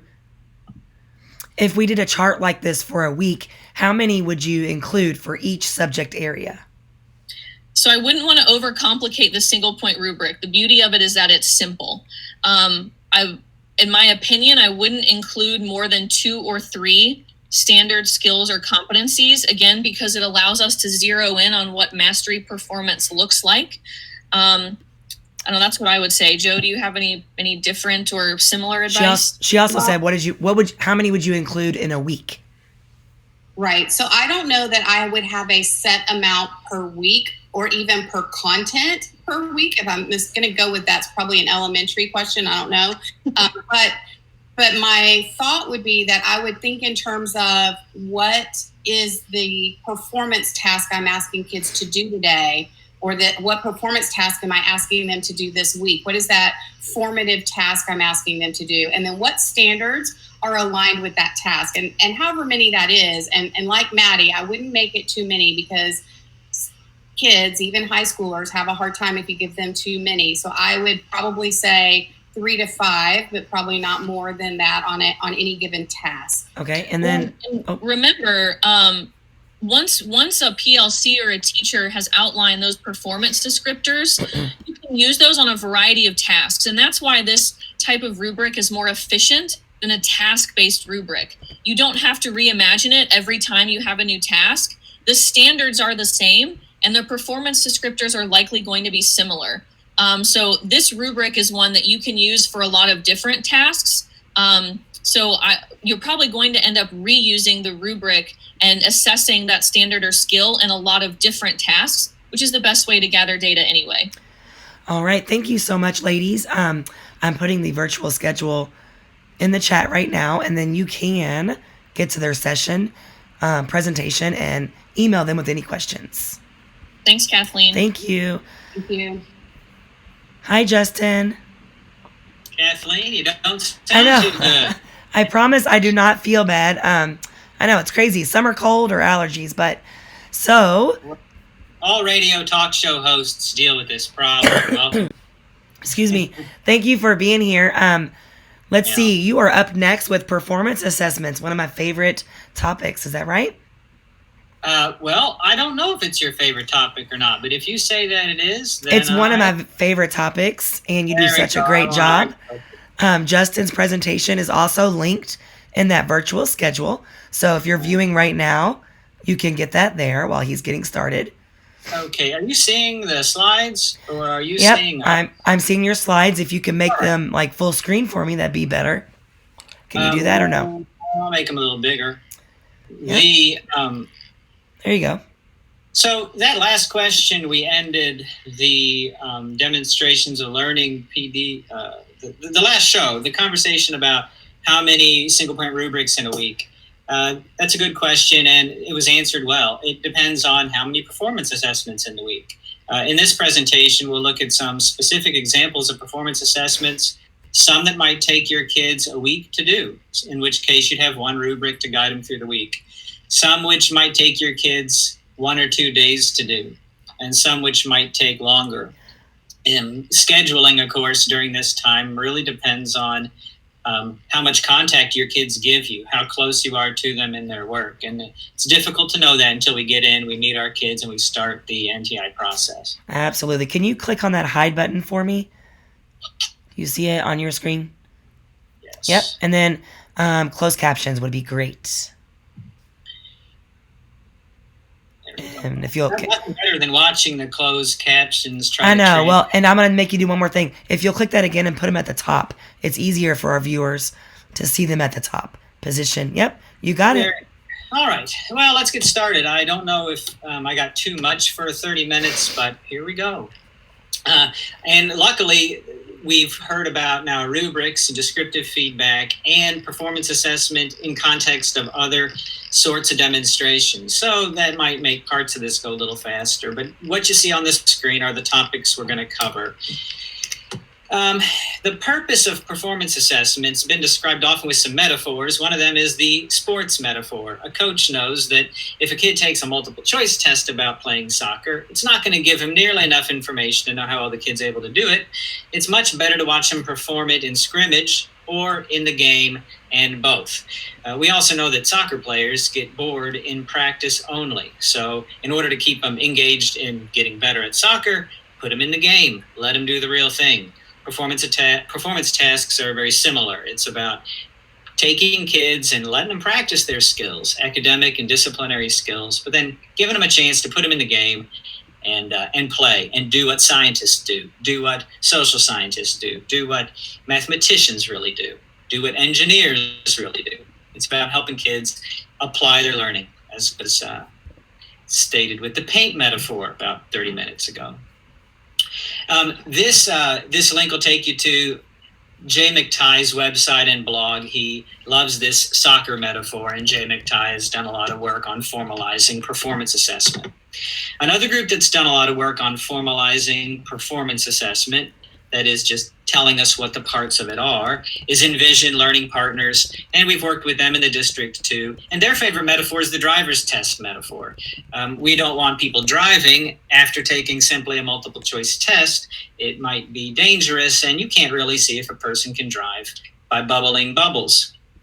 So we let them perform it and show it, and then that is used as the true assessment. Performance assessments are operating on the same assumptions, that multiple choice test scores don't show us how well kids can apply their learning in an authentic way. Also, why is the bigger context of assessment, which was well brought out in the last 30 minutes. It might suffice to say that performance assessment can augment all of these. If a kid does performance assessment, they'll have evidence to show at an exhibition. They'll have evidence of learning to use in a student-led conference. They'll have evidence of learning to use in a defense. So these four have some overlap between them, and they all kind of work together. Principles. So what are some of the principles or big ideas we think about when we design performance assessment? I'm going to start with equity. It's often been noticed that performance assessment is a good way to get your kids, it's a good way to get you as a practitioner, as a teacher, to share power with your kids, to help them make decisions, use their voice, make their choices, use their agency about what are the problems we see, what can we do to help solve these real problems. And then as a skillful teacher, you can take their interest, their problems, their what they care about, and you can turn that into a learning experience which leads to them demonstrating academic and disciplinary learning. So as you plan performance assessment, these 5 questions come from the ARE, and this is a link to it. And they are 5 things to consider from our DEP department, 5 things to consider when we design any kind of learning. And performance assessment tends to be a place it's easy to build these things in. We'll start with inquiry, you'll see, and many other, and on all these other things.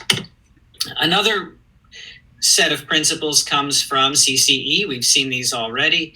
Let's talk about where they appear. If you are planning a performance assessment, of course, we're going to backwards plan it. We're going to start with the purpose. And that means we're going to start by looking at what kind of skills the disciplinary contents expect kids to be able to show. What are the 21st century skills we want kids to show? 21st century skills is another way to say backpack skills or success skills. And then the teacher also considers what kind of criteria could I see that would provide for me evidence that students have that ability. So a teacher is going to consider the blue things first. What are the skills and what will it look like? And then they'll consider the green. This is a little more to the student's point of view. This is what we mean when we say student. This is part of what we mean when we say student-centered, that we consider their point of view on and the meaning they make out of their experience. So is it open-ended and relevant to the world? And does it result in original products or solutions? A good teacher or a good PLC can come up with a connection between these 4 characteristics and these 4 elements of a performance assessment. Once they've done that, they also want to design a process so that it's fair and culturally responsive. And this also goes a bit to the purpose of the work too. Is it responsive to the culture of your students? Can they relate to it? Does it feel real and authentic to them? Does it come from them?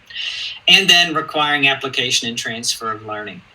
That is, can we apply our skills in different contexts throughout the process of the work? Hey, Justin. Can I do multiplication to find the area of the rectangle on a worksheet and in the field and in a essay question or on a short answer question and on a blueprint map?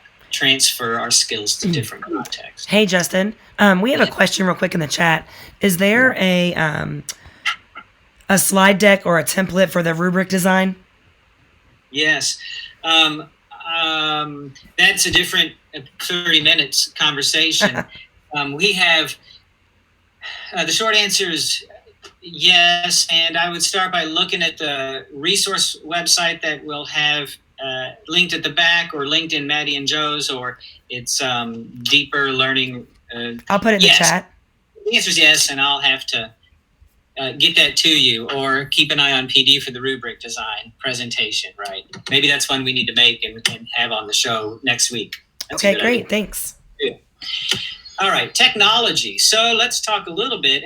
So far, we haven't specifically mentioned NTI. Let's talk a bit about NTI and technology. So the JCPS is providing and honing in on these particular technology tools that they'd like teachers to use more often than not and become familiar with. It helps take stress off of parents when there are fewer technology tools to learn and help their kids use. In a performance assessment, oftentimes the initial work that is establishing the purpose of the work happens through chats and through the classroom. The Google Classroom has got the stream page, incredibly useful for having conversations, asynchronous ones, with your students about what's going on in their lives, and letting you kind of look into their experience and see what's going to hook them in a performance assessment. When it comes to products and performances, shared documents, shared slide docs are very flexible. They are a bit between a word processor and a graphic design tool, so they can be used to make a lot of different products, as well as screencastifying Google Meets. Performances can be done on live chats with friends. Success criteria and rubrics can be provided through Docs and Classroom. And don't forget, those rubrics are best used when they are done with kids, come from kids, and come in part of the process. So we'll put it there too. And then the process itself may include Jamboard early in the phases, using Jamboard to help kids develop concepts and brainstorm ideas, Screencastify for flipped classrooming, rubrics, and then some conversations. And then this resource, Gale, it's a resource it's a database of thousands of documents, primary source documents, photographs, newspapers. It might not hurt to go and look to see what Gale offers as far as source documents that students can use to help go through the process too. The point of this is to show you that it doesn't come through any one technology, but it comes through skillful choosing and use of all the different technologies that we have available for kids to have an experience of going through this performance assessment that's connected and meaningful. Pre-made models. Let's look at some models that you can go use right now. So this will get into a little bit of resources that you might go for. Okay, Think Circa. That is a program that the district has provided to all of us. And it has several different features, but one of them is this writing modules by theme. And this is very much like on-demand writing, as was given as an example of performance assessment previously. And in that on-demand, it's not called on-demand writing, it's literally called this writing modules by theme. This is a link. You click on the link, it'll take you there. You'll have to log in. But it will take students through a process that looks like this.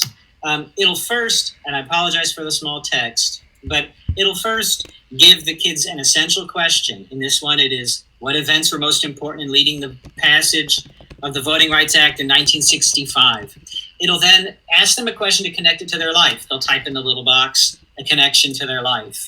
It'll then walk them through a process where they first read the text, answer multiple choice quiz about it to test for comprehension, then go back, highlight in the text pros and cons to a particular position that they will be expected to take. That is, in this case, what are the most important events?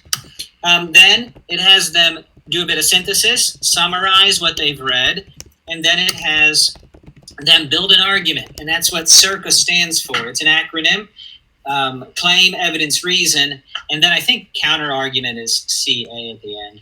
But it wants students to be able to think and write in that sort of a pattern. And it's a good steady pattern that works interdisciplinarily. You'll hear the social studies department often talk about claims, evidence, and reasoning. Science, you can see it through and through science, and in writing too. So build a claim, state a claim, reasoning, evidence, and it walks the students through each one. They type in the little boxes. At the end, it gives the students back their work. It shows them what they've highlighted. It shows them their own personal connection. It shows them the claims, evidence, and reasoning that they've stated, and then it expects them to now take all this and put it together in an essay that is that's organized this way.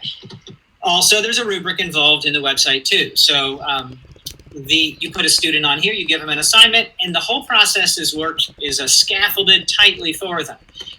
There are benefits to this method. There are drawbacks to this method, but it's good for us to see that this method exists online to walk kids through a process. As you can see, not a lot of choice or not a lot of student co-creating the experience, but highly scaffolded and very well structured to help kids think.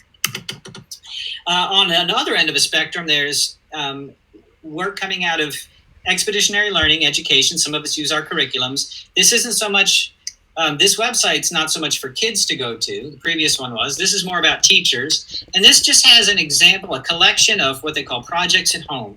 During NTI time, they're providing lots of simple examples of work that they expect kids to be able to use to spur on their own creativity. So this performance assessment is as simple as this. Create a drawing of and a poem about a pet you love, and then giving them an example. And that's just about all that EL provides on the site. As you can see, this also has some benefits and some drawbacks. I'll let you imagine those for yourself. You can see what's missing, but when we talk about performance assessment, there's a wide range of ways to approach it and qualities of it. A third example is, it comes out of McTighe, and he gives us specific questions to ask ourselves when we're giving kids a performance assessment: the goal, the role, the audience, the situation, the product performance. It also is has these pieces you see. It states a goal for the students. It states for them a situation. It tells them their role. You can see where we can see how much kids can have control over these things. It tells them their audience, their product, and their performance. Not a bad model. Could be improved, but a good place to start. Co-created models. These are more like how do teachers go to their students and with their students co-create a performance assessment. We're going to look at two models of this. Two examples. One, very complicated, that a teacher would have to have really good facility with NTI to do, and one more simple so that you can see a spectrum of models. Going into this, a teacher is going to think about these things that we're going to organize by levels of blooms. We want, during a performance assessment or any experience our kids have, to have some high-level blooms work. We want some creation, some evaluation, and revisions. We also want some middle-level blooms work. We want them to be analyzing other work, questioning, applying their learning. We also want low-level blooms work. They need to be learning new facts, exploring, doing simple research. So we're going to consider these three levels. We're also going to consider the backwards planning notion that we want to that kids need to go through an experience which they have a purpose. It leads them to a product they're going to create through a process. So we're going to look at both at the same time. This is a generic example of a way a teacher might think about a week in NTI. First, we're going to set the purpose. That is, going to find a question the kids want to research. The tech might be Jamboard. And then we're going to begin learning about the topic in the afternoon. Teachers thinking this is Monday AM, this is Monday PM. This is Tuesday AM, this is Tuesday PM. At the end of the day, kids are expected to communicate with their teacher. That is, send me an email, put something in the stream that explains the question, the solution I will want to do, what I need feedback on. Go back and look more specifically later, but this is the way a teacher might think it through.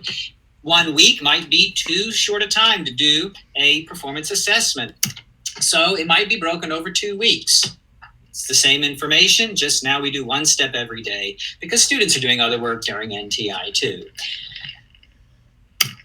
Now let's look at two sort of examples. The first is the complex one. In this case, the teacher is working through a Louisville African American Museum will be the journey through history. So there's online resources about the African American Museum that's planned to open up downtown. She has resources around the DEP and Vision Equity books. So some online resources, and then a question: who might be featured in the museum, who might not be included.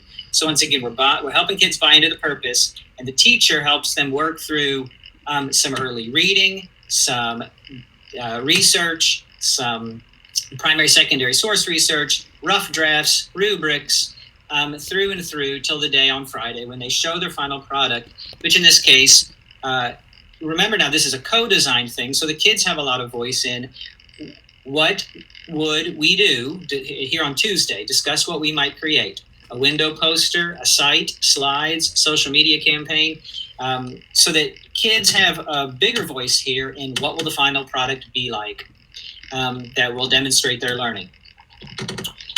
And also in this model, each one of these slides is linked to a specific slide. The teacher just uses to plan out what they're going to do on each day or what the parts of the work are. Complex, lots of asynchronous and synchronous things happening there at the same time. So on the other end of things, there may be a simple model for performance assessment that could happen online. This happens simply in classroom, where this teacher provides a Jamboard where kids ask whatever question they want. The teacher helps organize the questions. The teacher gives them back resources in terms of just reading resources and videos to help the kids learn the answers to the questions they want to answer. The teacher provides examples of work, for example, a Google Sites and a Google Slide that are simple, things kids can use to model their own work after. And then finally, teachers aware that work at on a performance assessment needs to be a performance in order for kids to demonstrate their learning and have a meaningful audience. So the teacher provides a sign-up sheet. So she's sure that the students have a chance to teach each other. We know in our real-life classrooms that we need our students teaching each other to the extent that they can. This helps kids learn better. This helps identify misconceptions and 1,000 other good things. Let's not lose that when we move to NTI. Remember, we need to give kids a chance to talk to each other and to be the experts on things. So very simple performance assessment model as far as a question kids want to know, resources for them, simple models to show, and then kids will make something to teach their friends and go. Common starting places. All right. So a common starting place for teachers, a common place for their practice to be, is to have an engaging activity or craft. Teachers often have a good bank of, I know these activities are good for kids to do. They love these activities.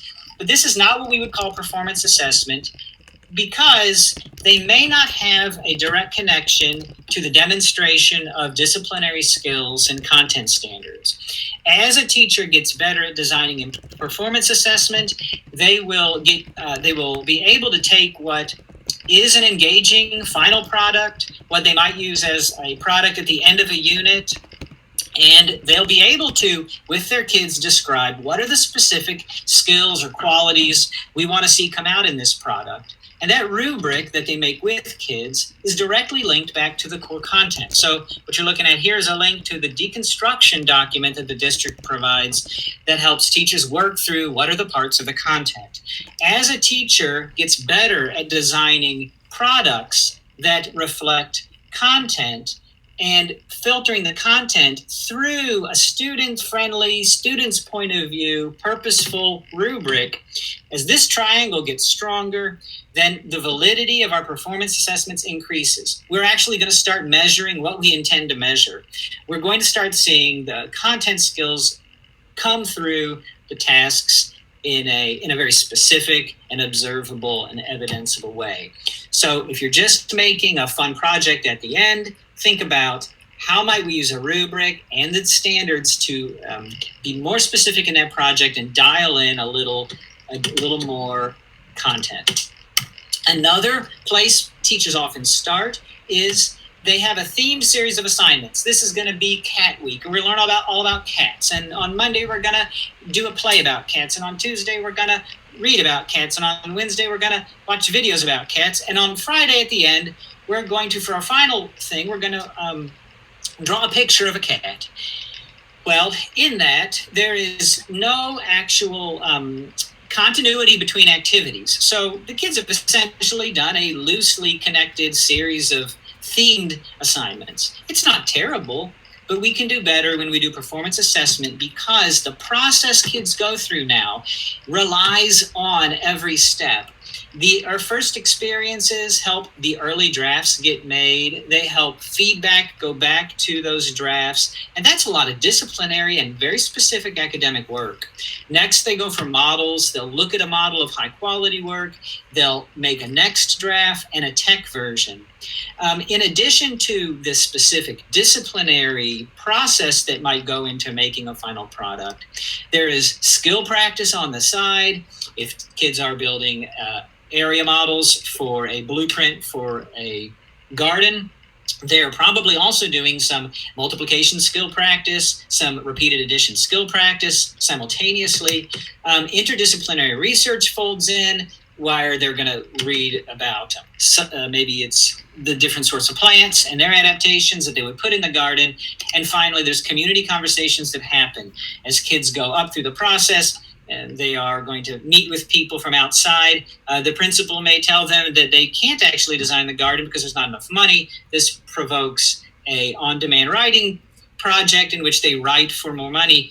There's a lot of ways to make the process rich and reliant on the other steps in the process, so kids know that their work every day is meaningful and it adds up to a high-quality final performance or product. Okay, I can't believe I made it through. I'm so proud of myself. I got 3 minutes. Further resources and examples. So for moving forward, if you're interested in any of this, go back through the slides. Most every image you saw was a hot link to further documentation and explanation around the thing. There's also articles and resources around performance assessment linked here, including banks of searchable performance assessments that were populated by the LDC, the MDC, populated by Envision, CCE, a bazillion acronyms of people all over the country trying to build up banks of performance assessments. The JCPS curriculum maps have nice examples too. What you're looking at here is the 8th grade map, in which it describes several different options for really cool performance assessments that you might design and give to your kids, or that you might use as a conversation starter with your kids and design one with them about how they might address the problems described in those performance assessment of the JCPS curriculum map. And finally, here's an article, and this is not a bad brief overview of summative assessment, that is performance assessments in distance learning. He addresses some very good issues, specifically one that I want to leave us with, and it is that sometimes in NTI, we need to move from one big event to a series of smaller events. This is great advice. It's why I showed some examples that were very complex and ones that you could probably pull off in a classroom very easily. But over NTI, it may be more difficult. And so one of the pieces of his advice is, if it looks too complex, scale it back. But don't let that scale you all the way back to some low-level, unmeaningful work for kids. Scale it back to meaningful products made for authentic purposes and truly aligned to specific content and skills, so that kids can demonstrate academic abilities in meaningful ways. That's my email at the bottom. Thanks, Kathleen. Justin, thank you so much. A lot of comments in the chat about this great information, and I've linked your presentation. So thank you so much. Yeah, no problem. Let me stop sharing my screen. All right. So thank you. And now we have your colleagues up next again. A lot of good information today. All right, so we have it. Maddie and Joe back with us for NTI 2.0 grading procedures. That's correct. That's right, Kathleen. And we've also got Alan Young joining us during this session also. Oh, perfect. I'll add his name. Hi, Alan. All right, who's presenting for this one? I am Kathleen. I'm going to screen share, get our captions going. Awesome. I'm going to narrate everything I'm doing as I do it. Well, I'm just kidding, but I really am. And getting those captions at the top. Awesome. So we're good to go. We'll go ahead and jump in. And like you said, Joe McKim, I'm Maddie Shepard, and Alan Young is joining us, and we'll be talking about some grading and assessment guidance for JCPS moving forward. So we'll start with our why on the Deeper Learning team. It's where we always like to start. And we have a few whys to bring up and put on the table today. First is feedback. JCPS issued a survey at the conclusion of NTI 1.0, and there were many different role groups that were surveyed. We're talking teachers, students, parents, and other stakeholders. And across the board, there was really clear feedback that we needed to kind of up our game around assessment and grading. We needed to strengthen that system. We had a system that worked for us and did no harm when we had to literally launch into this overnight with our MET Not Yet system, but we know we can do better. And so we are listening to that feedback, and we've reworked some things and have some guidance on what an assessment and grading landscape could look like moving forward. Our next why is that what we're about to share with you is aligned with our long-term vision, pillars, and systems. We hope that this guidance and these suggestions will serve us in the short term, but that they'll also serve us in long-term shifts as well. And so as we think about our focus on racial equity and culture and climate and our backpack of success skills, and looking at our 6 systems, within these focuses are an interest and a centering around the learner. And we're going to put forth a lot of systems today that are centered around the learner, that put the learner first, but that also empower teachers to give really descriptive feedback so that learners can own learning more deeply than they ever have before. So again, we hope that the guidance we'll share today will serve us in the short term, but also in the long term, because it's in alignment with where our district is headed as well. So keep in mind that SPP&G is where we should look for guidance on policy, and we're going to be putting forth some door openers today and some possibilities. So we've linked the assessment and grading guidance doc right in this presentation. If this presentation isn't already linked on the JCPS Digital Learning channel menu, it will be very soon. And this document is linked inside this slide deck. But we're going to look at a few screenshots of that. I just wanted to let everyone know where they could find it on their own.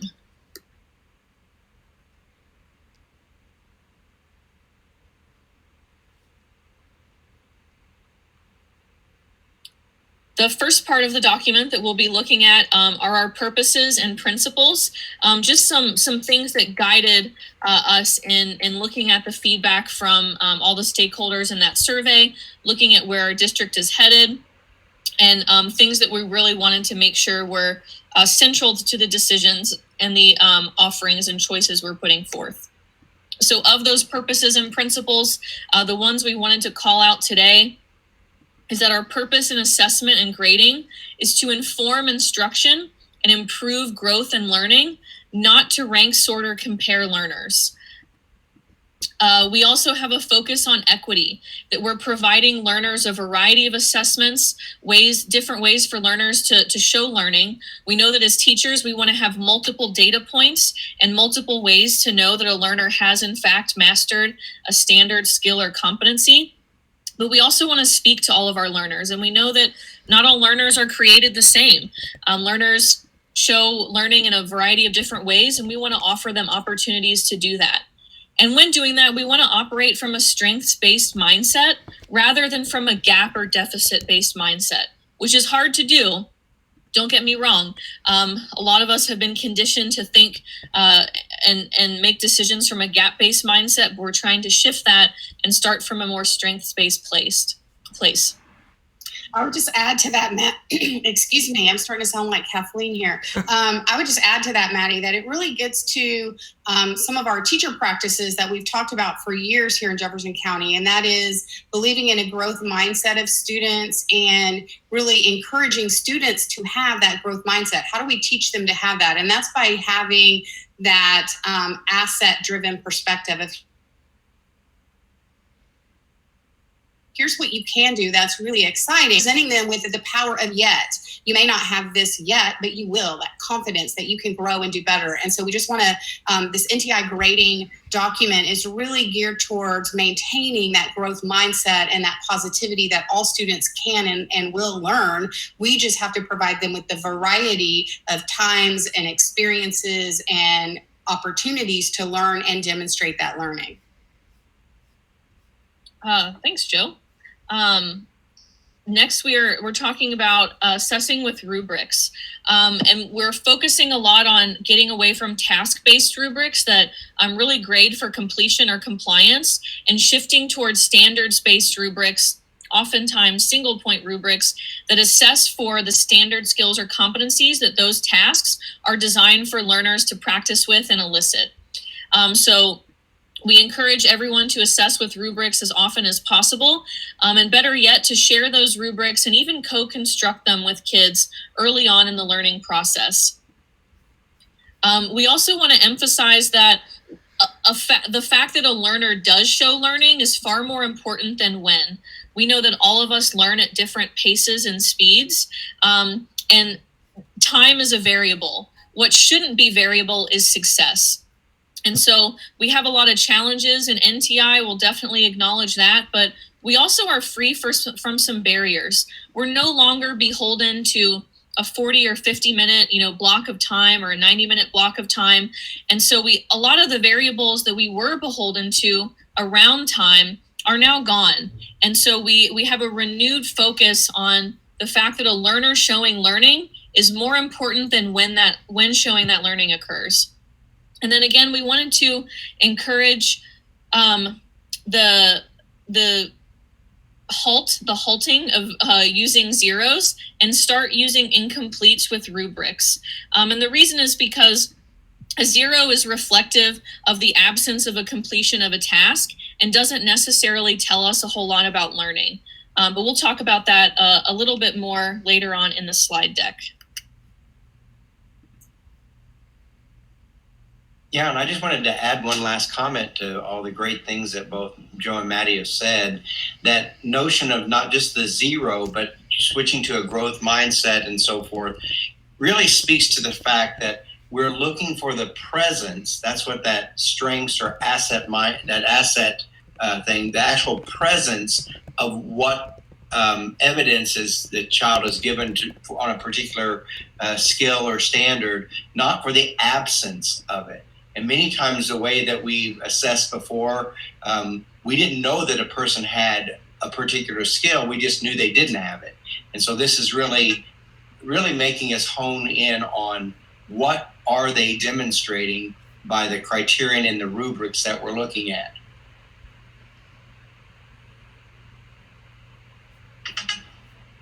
And Alan, were you going to get us started with the grading category slide? Sure will. So if that screen can go back, is it up already? Okay, there we go. So when we were taking a look at this particular SPP&G document that we had last year, and when we created some guidance, even in the spring, we had realized how tough it was to take an important category, student engagement, but how it was really hard to assess that, especially in remote instructional settings. And so at this point in time, as a subgroup of this committee, recommendation came forward that this is an area that shouldn't be dropped from importance in assessments, but the way to communicate out about it would be better through descriptive feedback versus having this be a percentage part of the actual academic grading total, especially when we can't control the kind of instructional settings and the kinds of ways that kids might be even able to demonstrate their engagement with the work. And so this was not done in order to suggest that this was not an important category, but rather it might be better communicated to students and parents through descriptive feedback. What that also then meant with regard to composing or having, how do you come up with the academic grade, is that we kind of felt like both progress and mastery were both very important and could actually be kind of splitting the components of the grade. And so you can see what the recommendation has been with regard to moving toward coming up with the academic grade being a 50% of the student progress grade and 50% of the student mastery. So the major shifts are that we're looking at potentially shifting from 3 categories to 2, like Alan said, focusing more on those categories that do actually describe growth and learning, progress and mastery. And engagement is just something that doesn't necessarily describe learning and is difficult for a teacher to measure, especially when we're talking about academic presence versus physical presence. And just to note that a teacher's own internal progress monitoring system they use on their own is different than what we report out.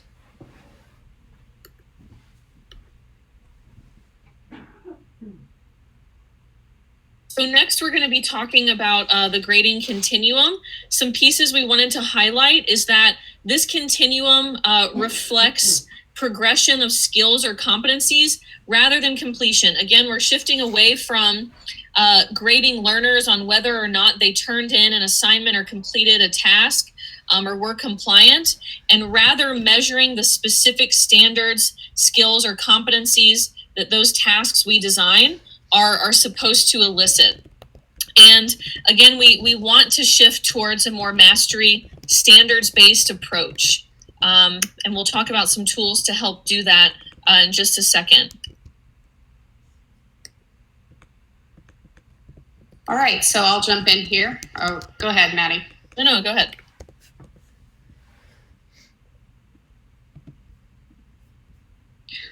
I was just going to say that it's important when we're looking at mastery that we're looking at that standards criteria. What does it look like for a student to have met that standard? And that description of what it looks like can be applicable to lots of settings, but should be consistent and calibrated among teachers. And we're going to talk more about that in a minute.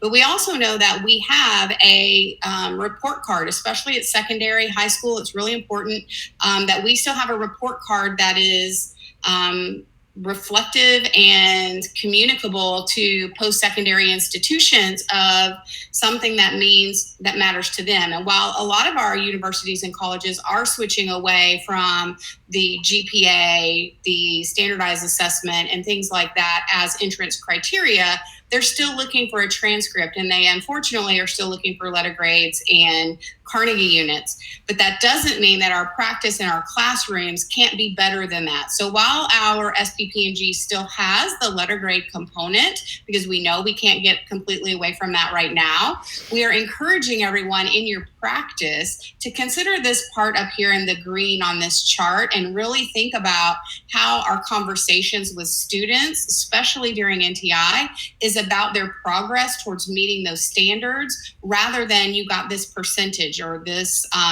0, which doesn't really show them where they're moving towards that mastery progression. And so again, that's a shift in our practice that may not be possible to be seen in our actual grade books right now, but we're going to talk about some tools here in a little bit that can help you with that in your practice.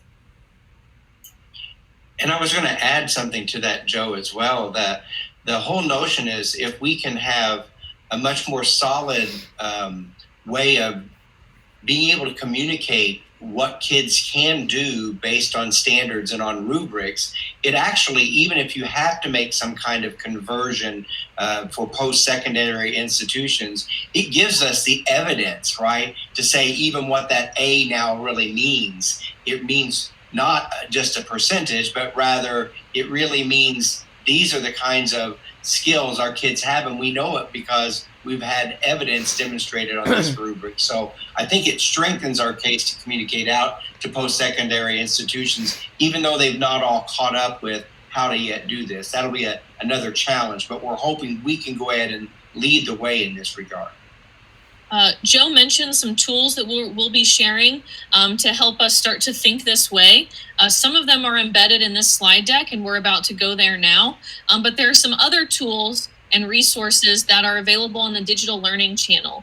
Were some sessions this morning on performance assessments and rubric design, and there will be a session later today on standards-based grading featuring some JCPS practitioners. So we're really excited to offer that to you. That'll be today at 11. And that will be something you can check out to dive a little bit more deeply into what this shift could look like. Hey, Maddie, can I ask a real quick question that someone asked in the chat? Sure. First of all, I just posted the virtual schedule, everyone. So all of their presentations are linked there. And then also, Maddie, specifically about what does this look like virtually? There are a couple of questions whether or not this should be done for kindergartners because it's so tough at that age anyways, and authentic work is hard to access virtually. Well, I would give a kind of a two-part answer on that. Kindergarten has standards, like everyone else, and the kindergarten standards are even more performance-based than a lot of other standards. So thinking about a performance-based kind of way of looking at it, that lens, the standards are even easier to craft assessments around because they are so performance-based. How to do them in a digital world, I would defer to the tools the district is offering with Screencastify and Google Meets. I know that it's not feasible to ask every kindergarten teacher to meet with every individual learner that they have in their class every year.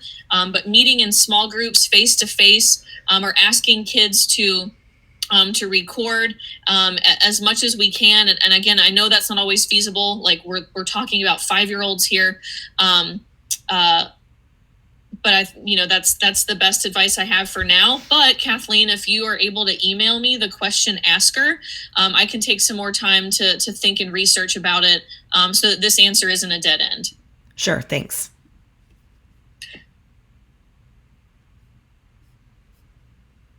All right, so I'll talk about this slide a little bit. Especially during NTI, we're looking at flexibility and how we can really get opportunities for students wherever they are and in whatever situation they may be in to have those rich learning experiences and get that meaningful descriptive feedback on where they are in their quest for mastery of our skills and standards. And so at the bottom of this slide, you see some dials and the path, pace, place, and time. Those are really our 4 components in a personalized learning classroom that we as educators have control over. We control the path that students take in their learning, the path they take in demonstrating that learning. We control the pace at which they get the information, the pace at which they must demonstrate mastery. We control the place that they're learning, typically in our classroom, in desks, in rows, in pods, but that place option has been taken away from us during NTI, right? We're out of control of that now, but we do have control over those synchronous times of when they're going to be on the computer with us. And time, time is much more flexible now with NTI, but we are still having those synchronous moments with students. But time is still flexible in that we can determine how long that is. As Maddie said, we're not necessarily connected to that 50-minute classroom or the 30-minute related arts time or whatever. We can make that as long or as short as it needs to be with an individual student, a group of students, or a whole class during that synchronous time.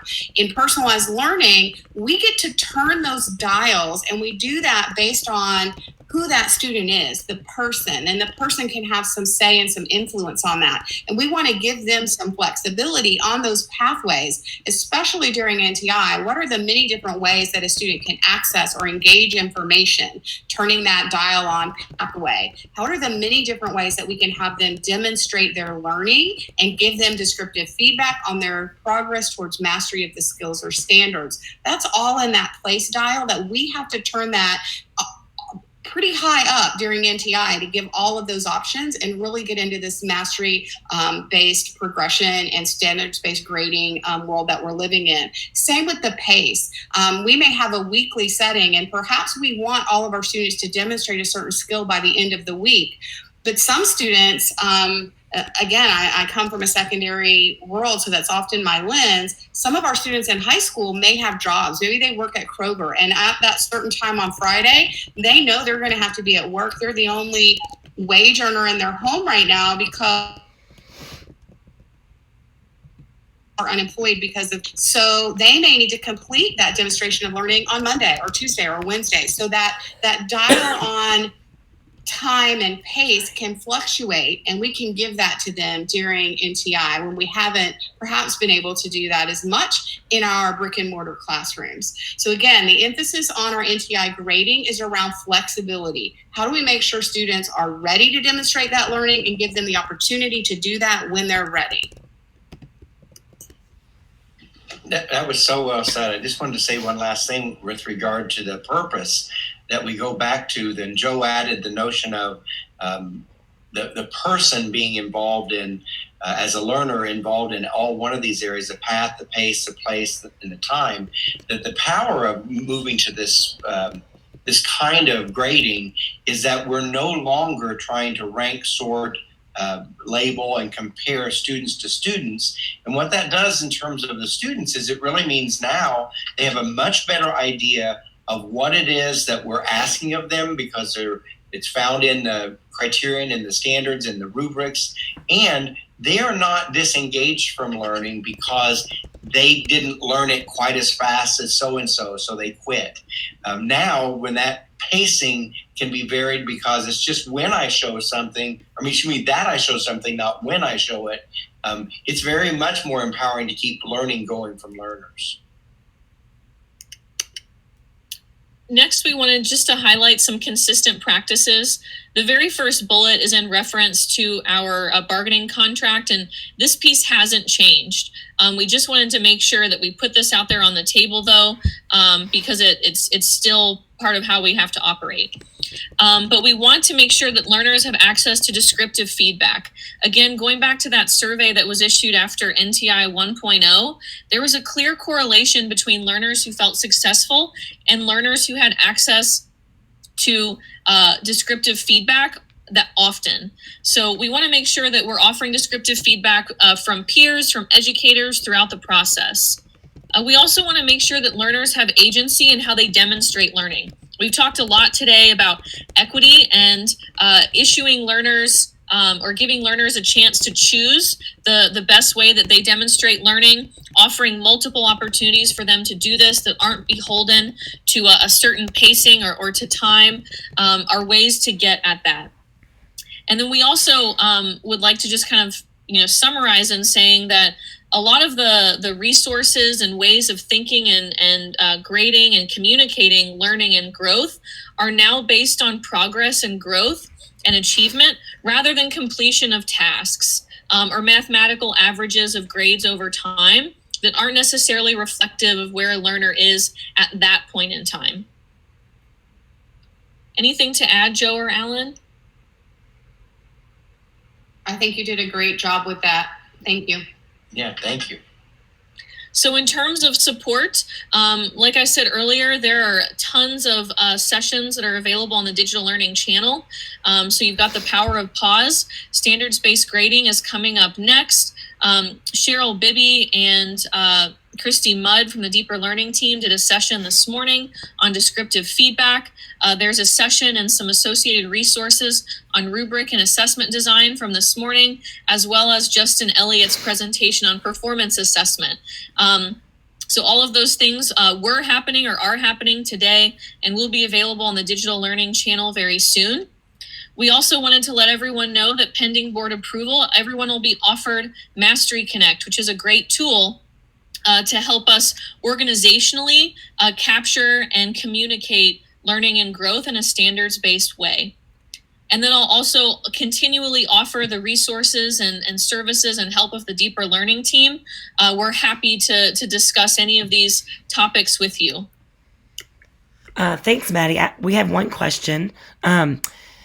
Excuse me. Is Mastery above standards? Because MEETS is a B on your example. I'm not sure if she was talking about the previous slide.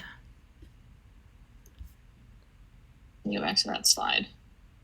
Sure. Alan was a part of a lot of the conversations around this translation. Alan, did you want to comment on that? Yeah, we actually are. This is I guess I'd say it's a slide that I don't think anyone feels 100% comfortable with, because it actually denotes the transition that we're in kind of two worlds between conventional grading and standards-based grading. And we have to kind of straddle both. And at this point in time, we don't have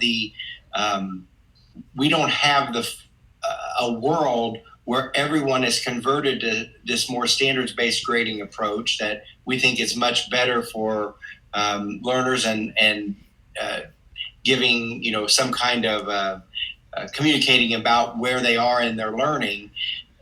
But because we have a lot of folks, whether it's parents or others, that need a translation that they understand to the way that they understand grading and or post-secondary institutions, we've kind of come up with a translation chart. I think it's imperfect. There are certainly some standards-based grading where MEETS would be the very top of the performance description. But the problem with that is that in many of the kinds of ways we've done rubrics, even in our own teacher evaluation things, that number 3 or that MEETS, that proficient kind of mark, has been at the 3rd level. And so at this point in time, we didn't feel like as a committee we could just declare this without having a full stakeholder and community conversations process on it. So where we are right now, we're trying to push folks towards doing more standards-based grading and having it imperfectly translate to how we have been doing letter grades in the past. At this point in time, I do think, though, there's always ways, too, that if you just have MEETS and have it at the top, where our kids, because they're in all different kinds of places, keep astounding us by going beyond. And so I think that that's somewhere where we have at least a challenge before us with regard to saying how our kids also consistently go beyond even the standards we ask them to demonstrate. All right. Thank you, Alan. And I think that for some others that had specific questions for their grade level, I am sure the Deeper Learning team will be happy for you to reach out to them and ask those questions. Is that okay, guys? Yeah, that sounds great, Kathleen. Thanks. All right. Thank you. And I think there was another question in the chat, at least I got texted, about, how do you practically do this? I think in these virtual settings, there not only are at the very end of our slideshow, we said there are several different components with regard to descriptive feedback and rubric assessment design, performance assessment. I guess I would say that at least if we could share the kind of criterions, whether it's on a single point rubric that we're really asking kids to do, but really using rubrics and sharing what it is we want to have them show mastery of, is something that you can absolutely do during this virtual time. And I think it is quite practical versus having a more of a percentage. Why did I get a 79%?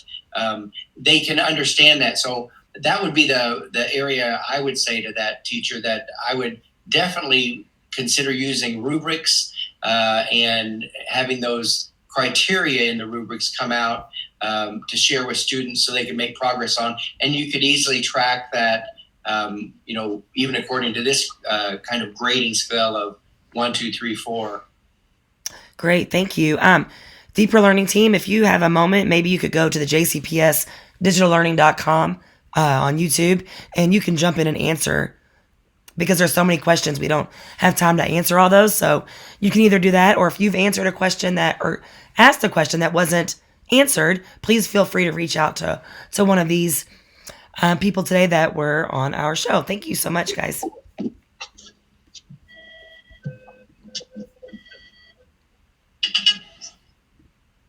All right. So if you are just joining us here today, my name is Kathleen Receiver, and I'm one of the digital innovation leaders for JCPS, working with the 32 elementary Zone 2 cruise schools. And we have up next, let's see, who we have after Maddie and Joe. Are you guys back again? Yes, ma'am. You are. Sure. Maddie and Joe with some JCPS teachers I see that have... It's the Maddie and Joe show this morning. It is the Maddie and Joe show. With it. I'm so lucky. All right. So Maddie and Joe, you're going to be speaking about, let's see, standards-based grading. Is that right? We sure are. And joining us Yes, today, we have... Oh, sorry, Joe. Go ahead. No, you go ahead.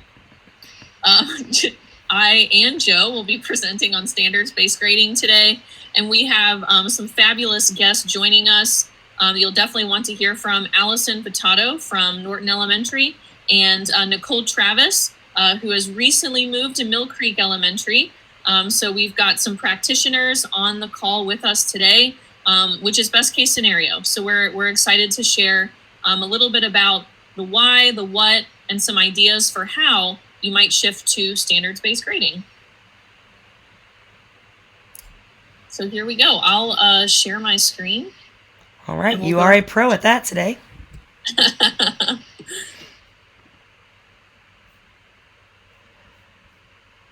I figure why change? She's become the expert, right? Let her keep doing it.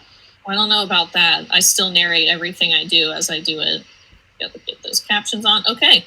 All right. We'll go ahead and jump in. All right, so I'll jump in with a little bit of the why, because again, as the Deeper Learning team, we always look at our why, and of course our learners are our biggest why. And thinking of the main part of our why is around creating meaning for students, right? And that means that our assessments and our feedback to students has to also have meaning for them. And with a regular grading system, the letter grade or the percentage grade doesn't necessarily have meaning to them, but a descriptive comment on what they're doing specifically that shows their growth towards a standard, or what specifically they need to do to move on and be advanced from that standard, is much more meaningful to them and to their parents. So the biggest why I'm going to put out there is the meaning that a standards-based grading approach has to students and to their families. But it also has meaning for teachers. It helps us to inform our instruction, because now when we talk about data points around common assessments that we've used single point rubrics for, perhaps, we can use that really specific. We don't just know that students missed this many questions. We have that descriptive feedback to say, I know this many students didn't meet this standard, and they didn't meet it because, and we can fill in that blank. And that helps us to inform the next step of instruction. We can also say, we know this many students exceeded the standard and they are ready for whatever comes next. And here's what we think that should be, because we'd have that more descriptive way of looking at how they're progressing towards mastery of that standard or that skill. It also helps us as a whole, as an education system, if we think about our district as a whole, it really helps us calibrate on what quality work looks like on each of those skills or standards. What does it really look like for a fifth grader to be an emerging innovator? What does it really look like for an eighth grader to have a clear argument with claim, evidence, and reasoning? What would that look like in an essay, in a speech, in a PowerPoint or a Google Slides? What would it look like if they made a PSA, a public service announcement? And that mastery description of what that standard would look like could apply to all of those different modes of demonstrating their learning. So it really does help us calibrate on that quality work and what it looks like for each standard. It also helps us, as we talked about in the last session, really get towards that growth mindset of having students not think about, oh, well, I missed that or I didn't turn it in on time, but instead to be thinking, this is what I need to do to reach the next level. Always thinking about what comes next and how to get better instead of having that deficit mindset of what they've missed, what they've lacked, and what they can't do over. It also helps us be really clear on our communications with each other as well as with parents and with each other, I mean, within our PLC, but also across the district, right? It really helps us be more clear on our communication of what we're talking about when we talk about mastery. Again, when we're looking at those quality assessments, we're looking at that asset mindset of what kids can do, not looking for things that they're missing, not that deficit mindset, but instead the asset. What do they bring to it and what can we add to it? So we're always looking on the positive side. And I'm going to pause right here because I think that Nicole and I'll talk a little bit more about this. Slide's going to come up again later, but I want to pause to see if they want to add something here. Again, hello everyone, good morning. I'm Allison Vidito. I'm the principal at Norton Commons, and I'm excited to be here with you this morning. I have been involved in standards-based grading for my entire tenure as a principal, so in multiple settings, and I really believe in it for a lot of reasons. But the one thing that I will talk about as far as what Joe said is that not only does standards-based grading help for our students as far as, you know, converting from a deficit model into a strength model, but it also helps for our students that are exceeding expectations, that we go beyond what an A looks like to really be able to give them descriptive feedback on how they can continue to grow as well. And sometimes that's difficult. A lot of times our students think, okay, I got the A, that's enough. And we never want them to think that. We want them to continue to want to grow and to also have that growth mindset in place. So standards-based grading allows for that. It allows you to tell students how they can continue to move forward from wherever they are right now, which is very important. I've also found in my experience with standards-based grading that the descriptive way of communicating standards-based grading is very well received by parents as well, because they don't know what a B looks like or what an A looks like. But if I say, you know, your student on this particular standard needs to work a little bit more on what they're doing, they can absolutely support that at home. They understand what that means. And again, it also demonstrates for them that every student has strengths and growth areas from which they need to push forward. So it definitely is more descriptive, and it helps parents to know exactly what their students are learning and what they need to continue to do to push forward from their current level. Nicole? Good morning. I'm Nicole Travis. I'm now the assistant principal at Mill Creek, but I was at Simple, and that's where we kind of took on standards-based grading 3 school years ago. So we saw a lot of the same things that Joe has shared, that Allison has shared. I think the biggest thing that really is beautiful to see is that the kiddos were excited about their learning. They were able to say that, you know, even though there might be a number attached to it, I'm a 4, but what it really means, Ms. Travis, is I can teach someone else. And so for them to know that they have mastered a standard where they can teach someone else, it really builds up their self-esteem. Or if they knew that they needed to work on it, oh, I need to work on it in this manner so I can get better at this standard. So it really broke down everything for the kids so they knew what to work on, but had them super duper excited when they did know what they did well. So that is something that it was just wonderful to see. It pumped up our kids. They had better relationships with our teachers because of it. Our teachers were able to give them very pointed feedback, so they knew what they were doing well. And so that was just another thing that I could probably add on to what has already been shared. I think it also helped our PLCs in us being very clear on what we're trying to do as far as essential standards, our learning targets, where we're headed, what we need to do next. definitely what we need to do for interventions, what we need to do for supports. So I think it made everything very clear there. And like Allison said, it had our parents engaged even better because they knew how to help at home and what their kids needed at school. So they were more supportive of what we were trying to do with our programming and our before and after school, what we're doing during school. So it made a big, big difference for our school, a major difference. I also want to throw in too, and Nicole, I'm really glad that you talked about that student piece. But within standards-based grading, relevance becomes key in the students understanding why is this important, why am I learning it, and how will I know if I've mastered it? How will that look?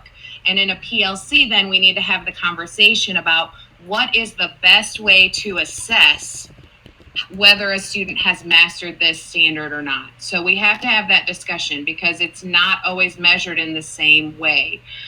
So again, that we talk about rigor and relevance all the time, but that relevance piece becomes extraordinarily key when we're looking at standards-based grading, and establishing relevance for students. We all know has a direct correlation to what Nicole was saying about their levels of engagement and excitement around learning. So again, all of those pieces kind of tie together within the standards-based grading, utilization. And there's just one more thing I would add, and it's something I thought about and I forgot to say it a moment ago. So we are very big on making sure that we're meeting our kids' needs. So if we think about the equity and equitable practices, standards-based grading is directly correlated to that because you're meeting specifically what the kids need, and that rigor and relevance comes in that Allison just spoke to. So that's just something to think about to kind of get us more jazzed about heading in this direction. We are automatically meeting their needs and making sure that we're covering equity because of it. So the case is strong. So let's talk about what is standards-based grading and how is it different from what we're used to, from conventional grading?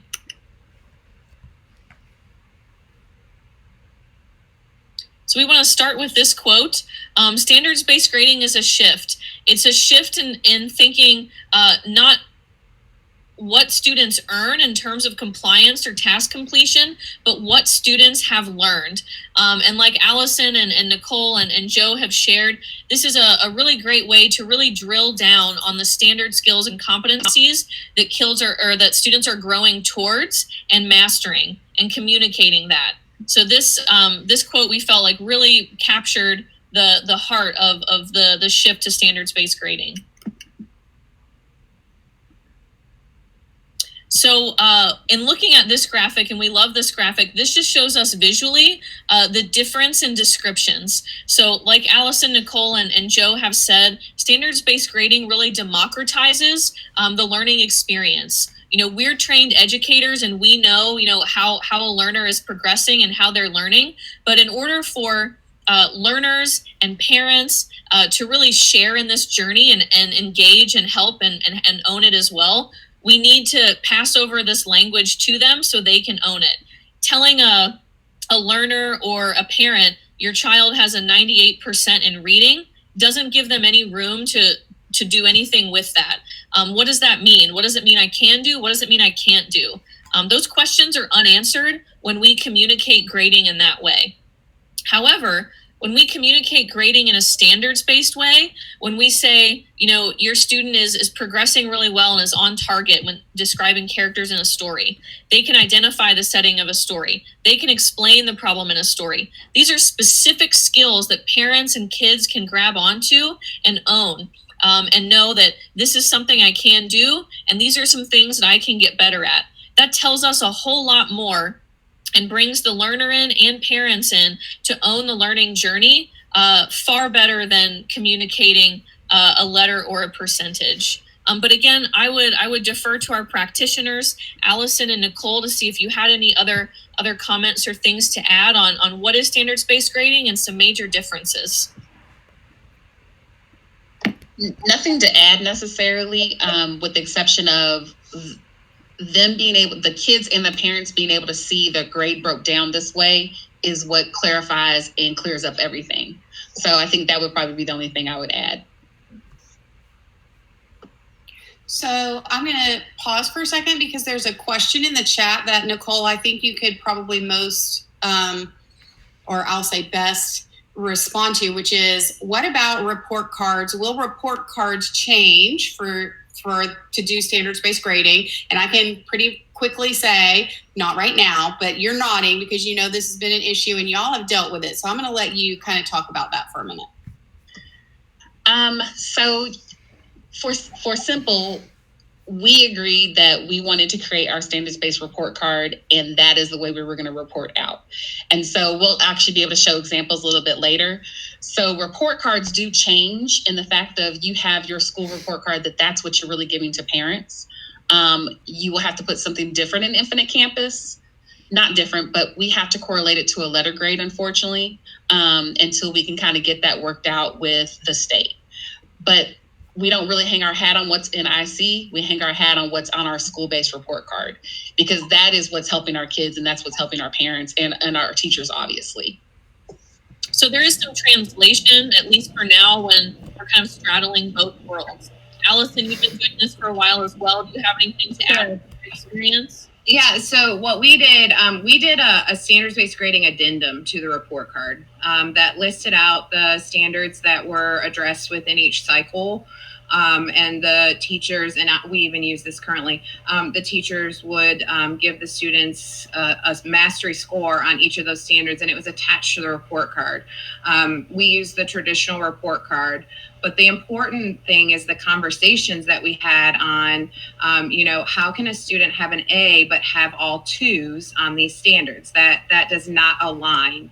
And so it did take, a little bit of us having those conversations until it truly became, this process of, I am measuring based on standards-based methods, and that should directly relate to what the score is on the report card. They are not in isolation of one another. If I'm truly engaged in standards-based grading and I'm truly measuring learning using a mapping model, then it absolutely should align the same way on the report card.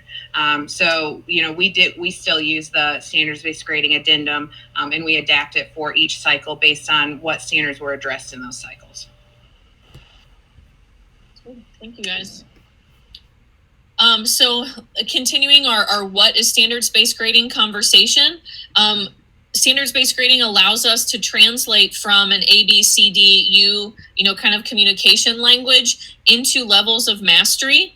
And there's an example of this here. And so again, it gives students a much clearer picture of where they are in their learning and growth toward or on a standard skill or competency rather than a letter grade.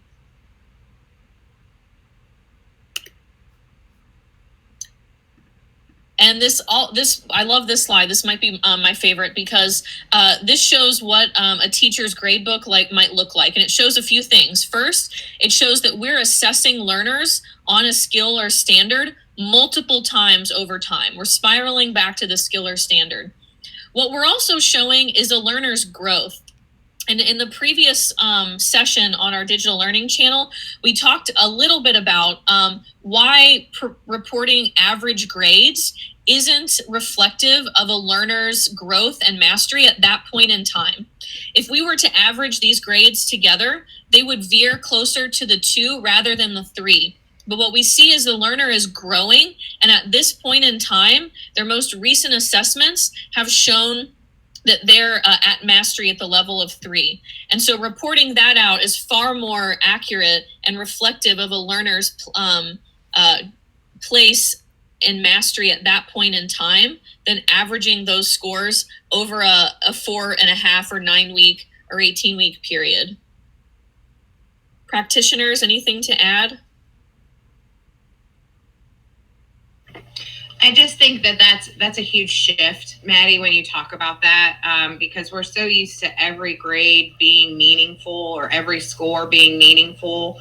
And so to be willing to say, you know what, I'm going to change that score and, to the new score because my student now has shown mastery, sometimes that's difficult.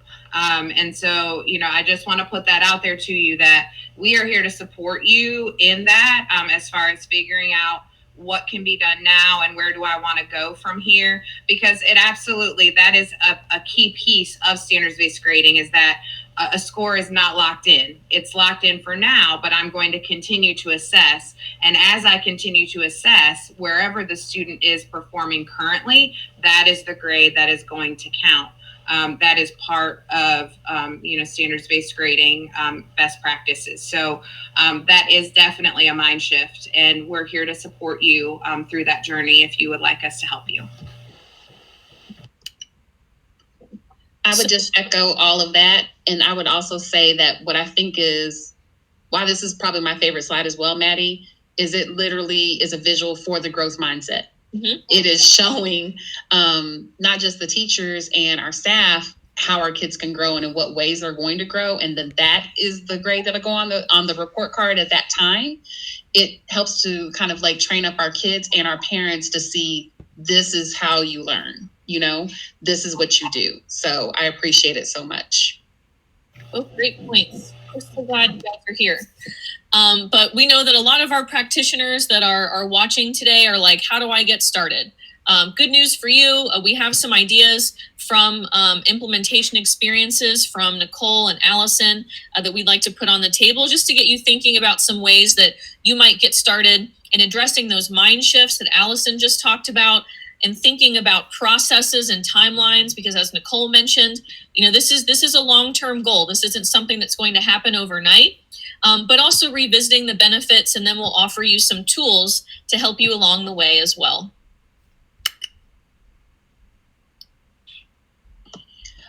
So this is just an example of exactly what Maddie was just saying. It really is a journey. And I think that's something to keep in mind really for anything that we take on as far as program and initiatives, that you have to take it chunk by chunk by chunk. So we started looking at standards-based grading our 17-18 school year, but it started with looking at the essential standards, looking at how we were doing RTI and how we were doing enrichment. It started with us implementing workshop model, implementing our writing curriculum in a particular way. And then it was kind of getting mindset with PD with Dr. Thomas Gusky, who is the guru of standards-based grading.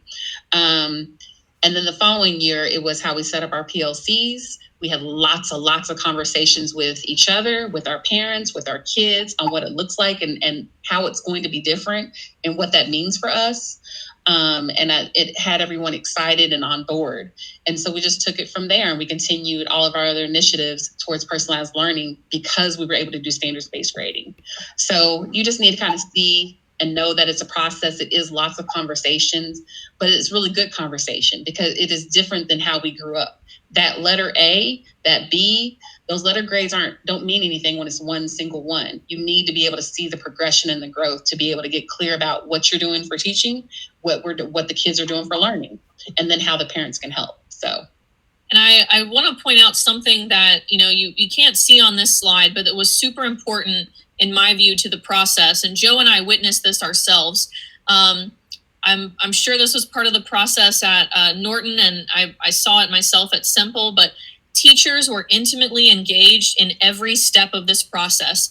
Teachers were part of identifying essential standards. Teachers were part of crafting mastery scales and performance outcomes during PLCs. This was a process that teachers were engaged with in a very deep way. And I think, like Nicole said, that added to the value and buy-in of the system, but also the understanding and implementation of the system.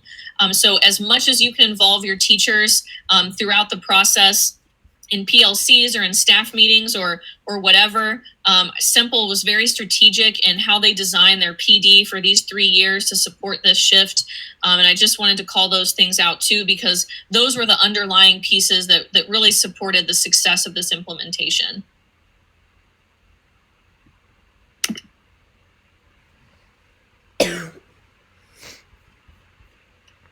So speaking of the PLC cycle, we have this slide in here to just show that the standards-based grading conversations really do deepen and increase the value of our time spent in PLCs. It allows us to talk about and get really clear and collaborate, but also calibrate around what performance or mastery of a standard looks like. And then, like Allison said, what's the best way for us to assess mastery of that standard?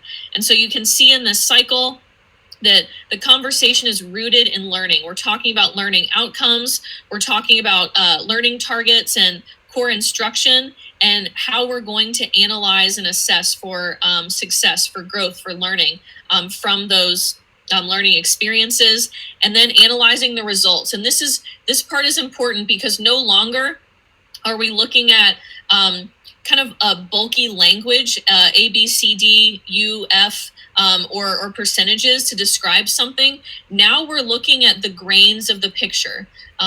We can see the portrait from afar, but now we can also see all of the grains that make up that picture, because we can see each skill, each standard, and where a learner is in that progression while we have these PLC conversations. Anything to add, guys?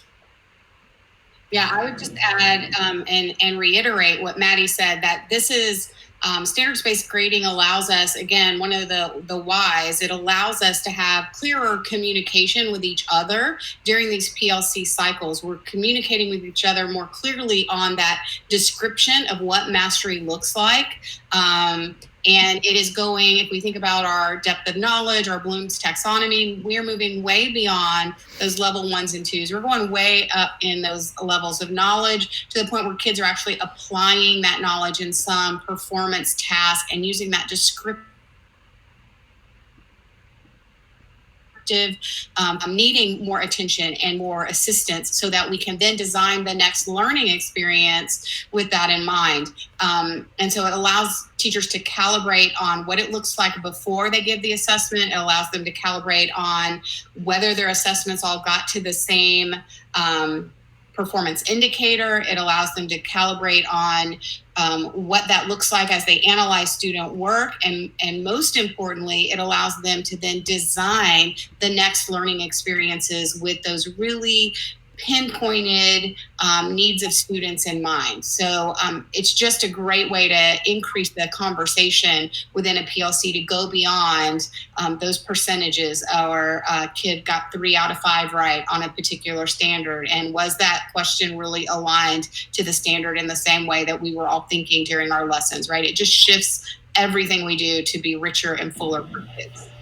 And also just a quick plug too for Mastery Connect. So we're getting ready to learn about Mastery Connect during the digital learning calendar. I'm super excited to bring that to my school this year because it's absolutely a phenomenal program and enhances every facet of standards-based grading, from the PLC conversations to the creation of assessments to the data tracking. So definitely a plug-in, to watch the information about Mastery Connect. And have a conversation as far as whether that, will work for you, your PLC, or your school. I'm really excited that the district is going to have us participate in Mastery Connect because it's a fantastic program.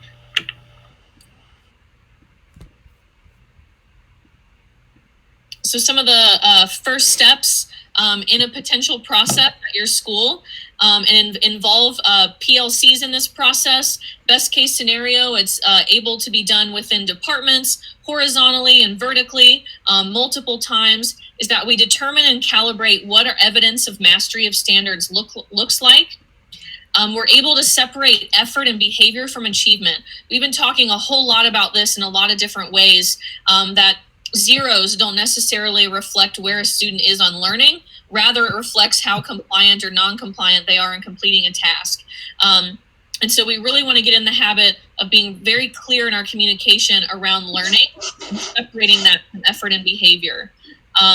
That next arrow there is kind of elaborates on that idea. Separating formative assessments and summative assessments. We've talked a lot about descriptive feedback so that learners can own what's next in the process or what they've done to show mastery. And we've talked a lot about equity, giving learners multiple chances to show learning and to show growth. We know that we get that in the adult world in lots of scenarios, and why wouldn't we provide that to our learners to, again, reinforce that growth mindset? We only have about 2 minutes left, but is there anything you guys want to add? All right. Oh, go ahead. Stay tuned for Mastery Connect. I know it's coming up 3 times this afternoon. Please attend one of those. You're going to love it.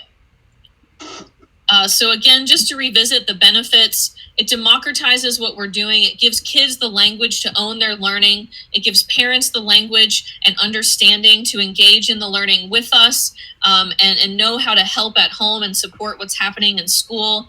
It helps teachers communicate learning to each other and to kids in a much more pointed and specific way than ever before. We talked about a lot of these benefits earlier. We have some tools here that we've linked in, some templates for report cards, some ways to track this internally within, for a teacher or PLCs, some examples of mastery scales, some parent letters to make sure that parents are on board.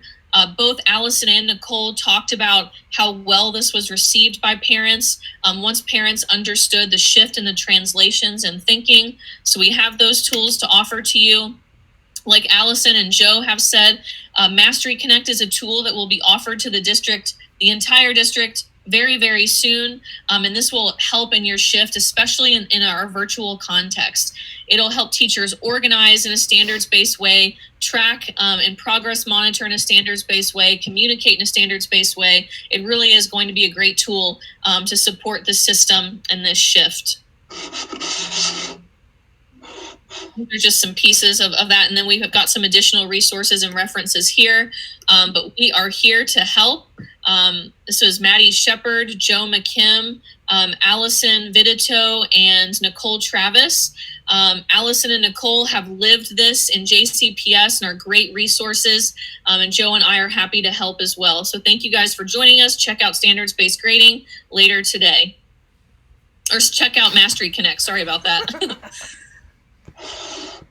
Thank you so much, everyone. And Nicole, congratulations. I'm sad to lose you from Zone 2, but congratulations. Thank you so much. You're welcome. I'm still going to see you. You know, I'll still bug you. I appreciate you.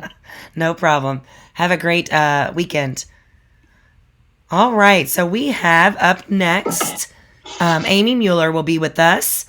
And there she is for Infinite Campus Gradebook for NTI 2.0. And I've just linked her presentation in the virtual schedule. So if you don't see it, give your screen a refresh and it should show up for you.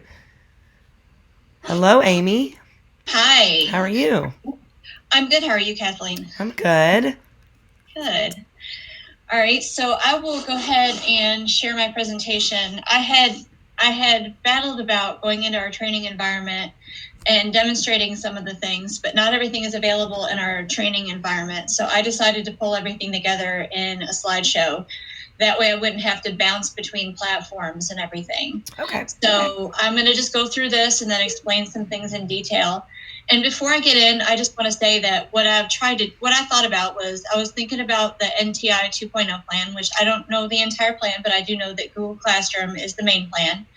And that we're turning out a feature that will be able to push Google Grades into Infinite Campus. I can't demonstrate that today because we don't have all of those steps in place.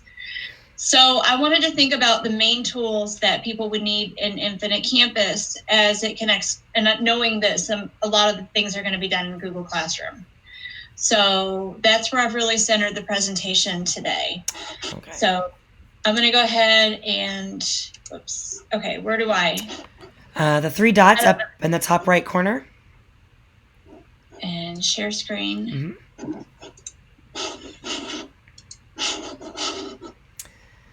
Yep, and then hide that little box at the bottom and you can go into present. Okay, do you see the whole presentation or? I see your notes, like the presenter notes. That's what I'm seeing now. Okay. Do you want me to, you know what, Amy? Do you want me? I can share for you because I have the, yeah, let me do that. I actually threw it into a Google slide so I can, and then that way we can have closed captions. Perfect. All right, let me. And then I'll just let you know when we're ready to move from slide to slide. Yep. Perfect.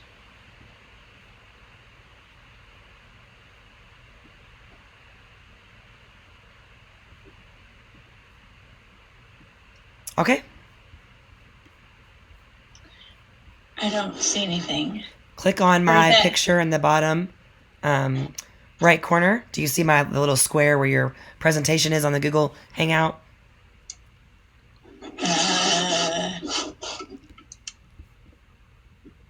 No, I see I see like a white circle with a multicolored thing and an arrow in it. It says JCPS. Okay, if you click on that, that's going to show you what I'm presenting. All I see is the circle. I'm clicking on it and nothing's happening. Are you on the Hangout? Yeah.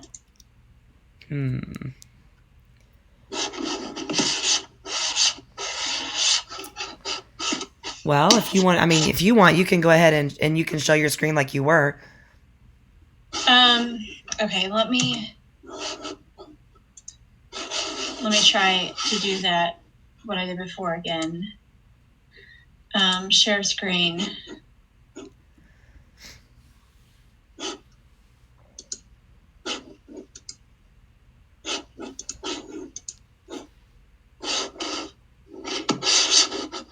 I'm not sure how to get it to not, is it showing the full screen? Or? Yeah, it's because you're showing in presenter mode. So if you end the slideshow and just go to present without presenter mode, you won't see your notes if you have notes, but sorry. You're fine. Go over to from current slide. It's still doing it. I don't know. Can you swap from presenter? There you go. Yep, that fixed it. Okay, now if I can just remember that next time. So I'm going to go ahead and move forward. The first thing I want to talk about is that there's a couple of different views in Infinite Campus, and some teachers may have turned on the new view last year and not remembered it, and then come in this year and be like, what's going on with my Infinite Campus? So up in the top right-hand corner where the little head is, and also where you access account settings, there's an option to try the new look, and it can be turned on or turned off. The benefit of trying the new look is that it allows you to see campus tools and campus instruction all in the same window without having to navigate. So if you need to do IEPs or you need to view grades or anything like that, it's all available here. So under Health Office, teachers have access to a report that allows them to see health conditions. Under Communication, they can send messages from Infinite Campus. Under Attendance, they see some attendance information. And under Student Information, you see the tabs that you would typically see when you go to Campus Tools, Student Information General, and then you'd see like enrollments, grades, and things like that. So the first thing I wanted to show is what that new look looks like. So if this is what your screen looks like when you get to Infinite Campus, you have turned the new look on. You could also turn it off to get the old view back. The other thing I want to show is the very first thing people should set up when they get in to Infinite Campus is the account settings, and the account settings go across all of the classes. So it's the same place as the new look was. You go to the head and then account settings. One of the key things is the very top drop down that says campus instruction. And so if you want campus instruction to open and not like the administrator side or campus tool side, when you open up, for example, if you click on the waffle and change it each time, you can set your default to be campus instruction. Most people want to set it to show active students only, so dropped kids don't display in classes. And basically this is the default settings this is the settings that most people are going to probably want here that I have checked. You can view your student number. You can view the students' pictures, which is going to be very helpful, especially since this year they're not going to be in the classroom and you're not going to see their faces right away in a classroom on a regular basis. And then canned comments is an option for grading. Also show pass-fail coloring for grades and scores so that passing grades are in green and failing grades are in red. The very bottom option, mute pass-fail, may be checked as a default, but that's really for colorblind, and it will dim the colors it will dim the gray and the red to be more of like the green and the red to be more like a gray and a pink. So these are some account settings. This is probably what most people are going to need or want. Elementary school classroom teachers definitely need to do show active students only. So if a kid drops from one class to another, they don't accidentally give them a grade, and then the student doesn't end up with 2 grades. So this is the account settings. Kathleen, should I take a pause between slides to see if there's questions, or how are you handling questions? I will just rudely interrupt you if I see something. How about that? Sweet. That sounds perfect. The other thing that I want to show you up in the head in the top right is there is something called Campus Learning Home. And so I don't create a lot of Infinite Campus teacher resources because Infinite Campus creates their own fabulous videos and documentation and things like that. And they update their products so often that mine would become obsolete. Plus, like I said, their resources are really excellent. So if teachers click on the head in the top right and go to Campus Learning Home, they'll get this page. And on this page, they can learn more about Infinite Campus. There's about 9 different links on here that they have access to so that they can view all kinds of different parts of Infinite Campus. So I highly recommend, especially new teachers, to check out this page. The first thing teachers are going to want to do when they get in Infinite Campus is verify the categories. And so there's been some questions around this. The categories have been preloaded for everybody. There is certain circumstances, very randomly, where for some reason the categories aren't there. And so what happened was about, I think it was Monday or it might have been Friday, we pushed down the categories from the course master. If any schools are still adding courses from the course master, and they have done that since last week, or they're still editing their schedule, there is a chance those teachers will not have their categories because the categories have been pushed down and we can only push them once. So anything that happens after that may not have categories. Everybody's going to need, or everybody should have, student engagement, student mastery, and student progression. And you'll want to go into gradebook settings categories, click on each category, and make sure the weights are correct for you. They've been pushed down where mastery is 50, progression is 30, and engagement is 20, just as they were last year. Now I realize some notifications have gone out where district office is telling schools or communicating with schools, consider changing mastery and progression to 50-50 and engagement at 0, and just using that as a way to communicate. So they're not going to be default set up like that. I've had several questions where people are saying, I'm looking at these and they're not 50-50-0. I thought they were supposed to be 50-50-0. They're not 50-50-0. They're not going to be set up that way. If any teachers or schools choose to make them that way or would like them to be that way, they're going to have to go to gradebook settings categories and modify them themselves, because they'll be default pushed down at 50, 30, 20. So the 2 things they're going to want to do is go into gradebook settings categories, click on each one, make sure that they're attached to all of the courses. If there's a missing checkbox over here on that third screen print here, and it's not attached to a class, they'll want to check that. If they need to change the weights of their categories, they can go up to the very top and change the weight, and it will apply to all of their categories. So categories are one of the first things people are going to want to clarify and make sure that correct. And we have a few questions. Are you ready? Yep, I'm ready.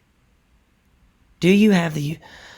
for some people that can't see the slides, I made it larger for you on YouTube, but also remember to go to her presentation, and then you might be able to see that better. One of the questions was, will this version compute final grades, or will teachers have to continue to do this manually? Is this a middle school question? Jimmy Salter, are you a middle school teacher? We'll wait and let him have a chance to answer.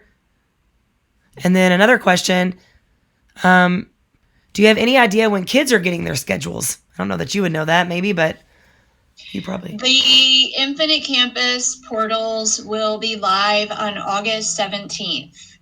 And so August 17th and after, kids and parents will be able to log on to the portal, or I believe also Google Classroom, and see their schedules. All right. And then another question from Aaron Fry said, how do we keep Infinite Campus from averaging scores? The only way to keep it from, so basically if you set up your categories and you set up your grade calc options, then it tells it what weight the categories are and what grading scale to use to calculate the average of the scores. And so if you don't set them up or you set them up with 0 weights, then they won't average scores. Or you can set up assignments to have a point value, or you can check the exclude from grade calculation to make it not average scores. Okay. And I'm going to guess that the other question was a middle school question. It is, because we yes. look at every year.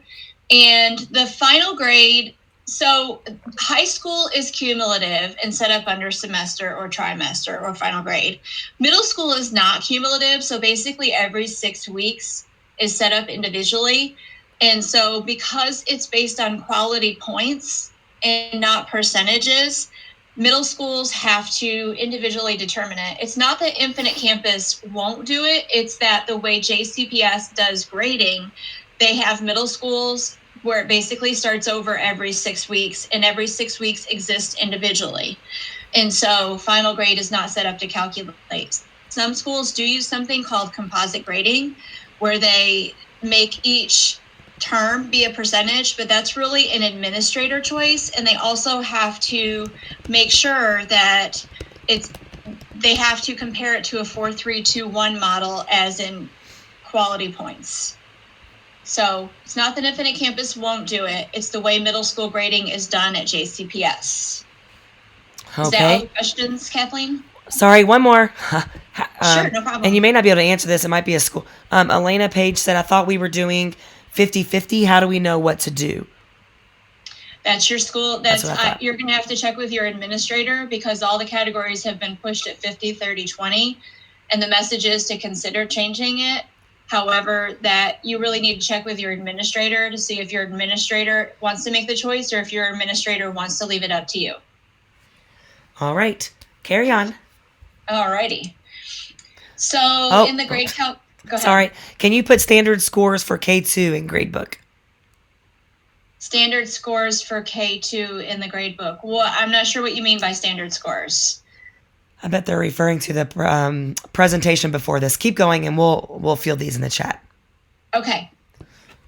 So in the grade calc options, this is the first. So in order to get in the gradebook, in the center part of the gradebook, it shows your in-progress grade based on assignment scores.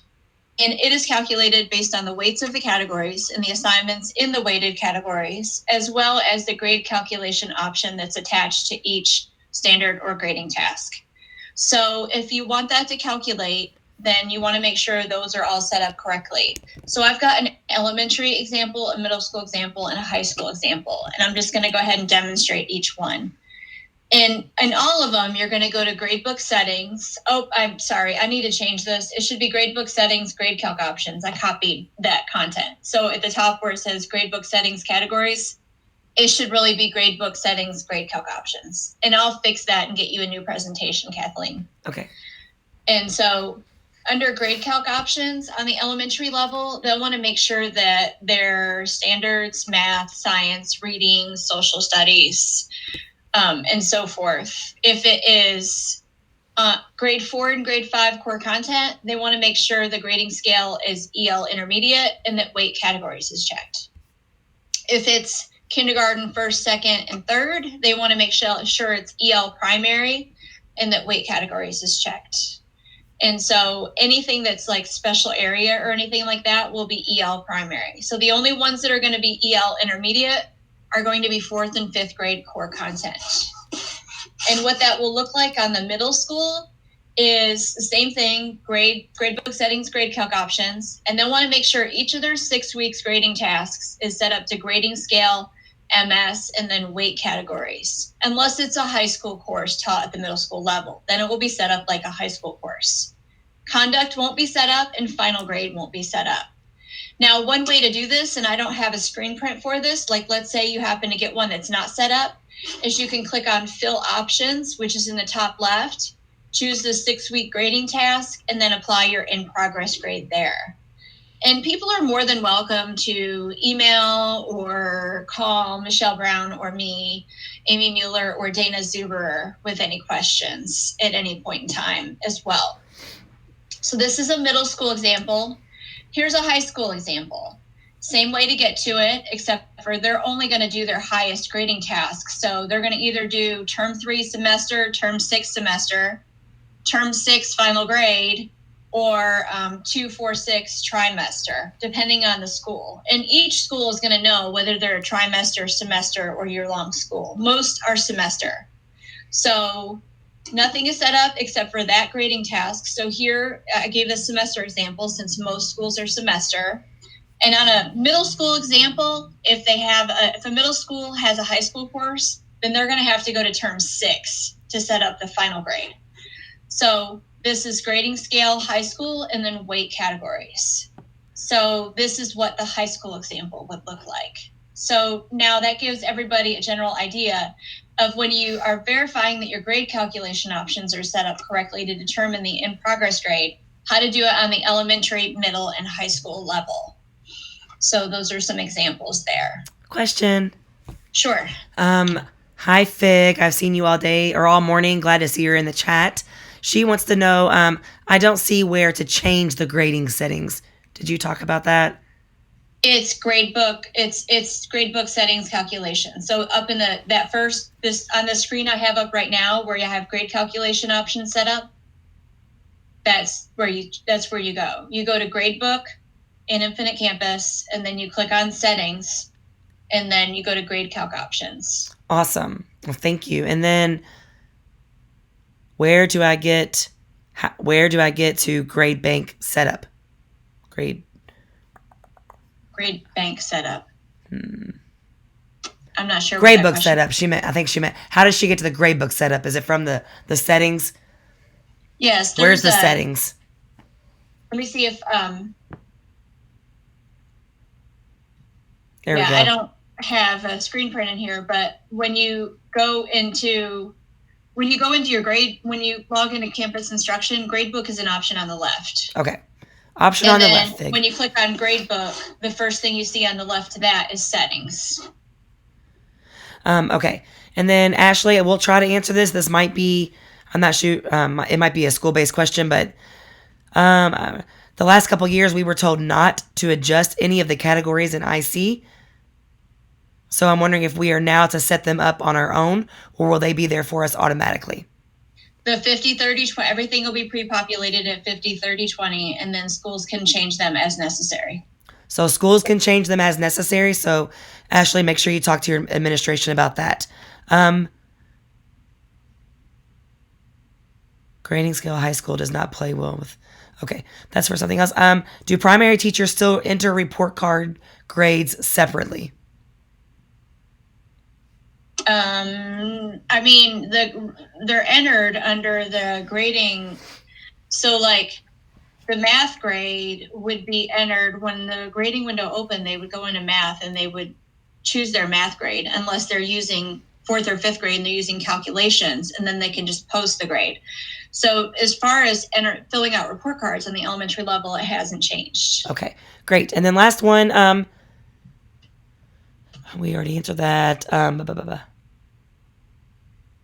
Nope, never mind. I think we're good for now. If I missed one, I apologize. There's 600 of you in the chat, so I'm trying to keep up. Wow. Okay, I know. Amy, go ahead.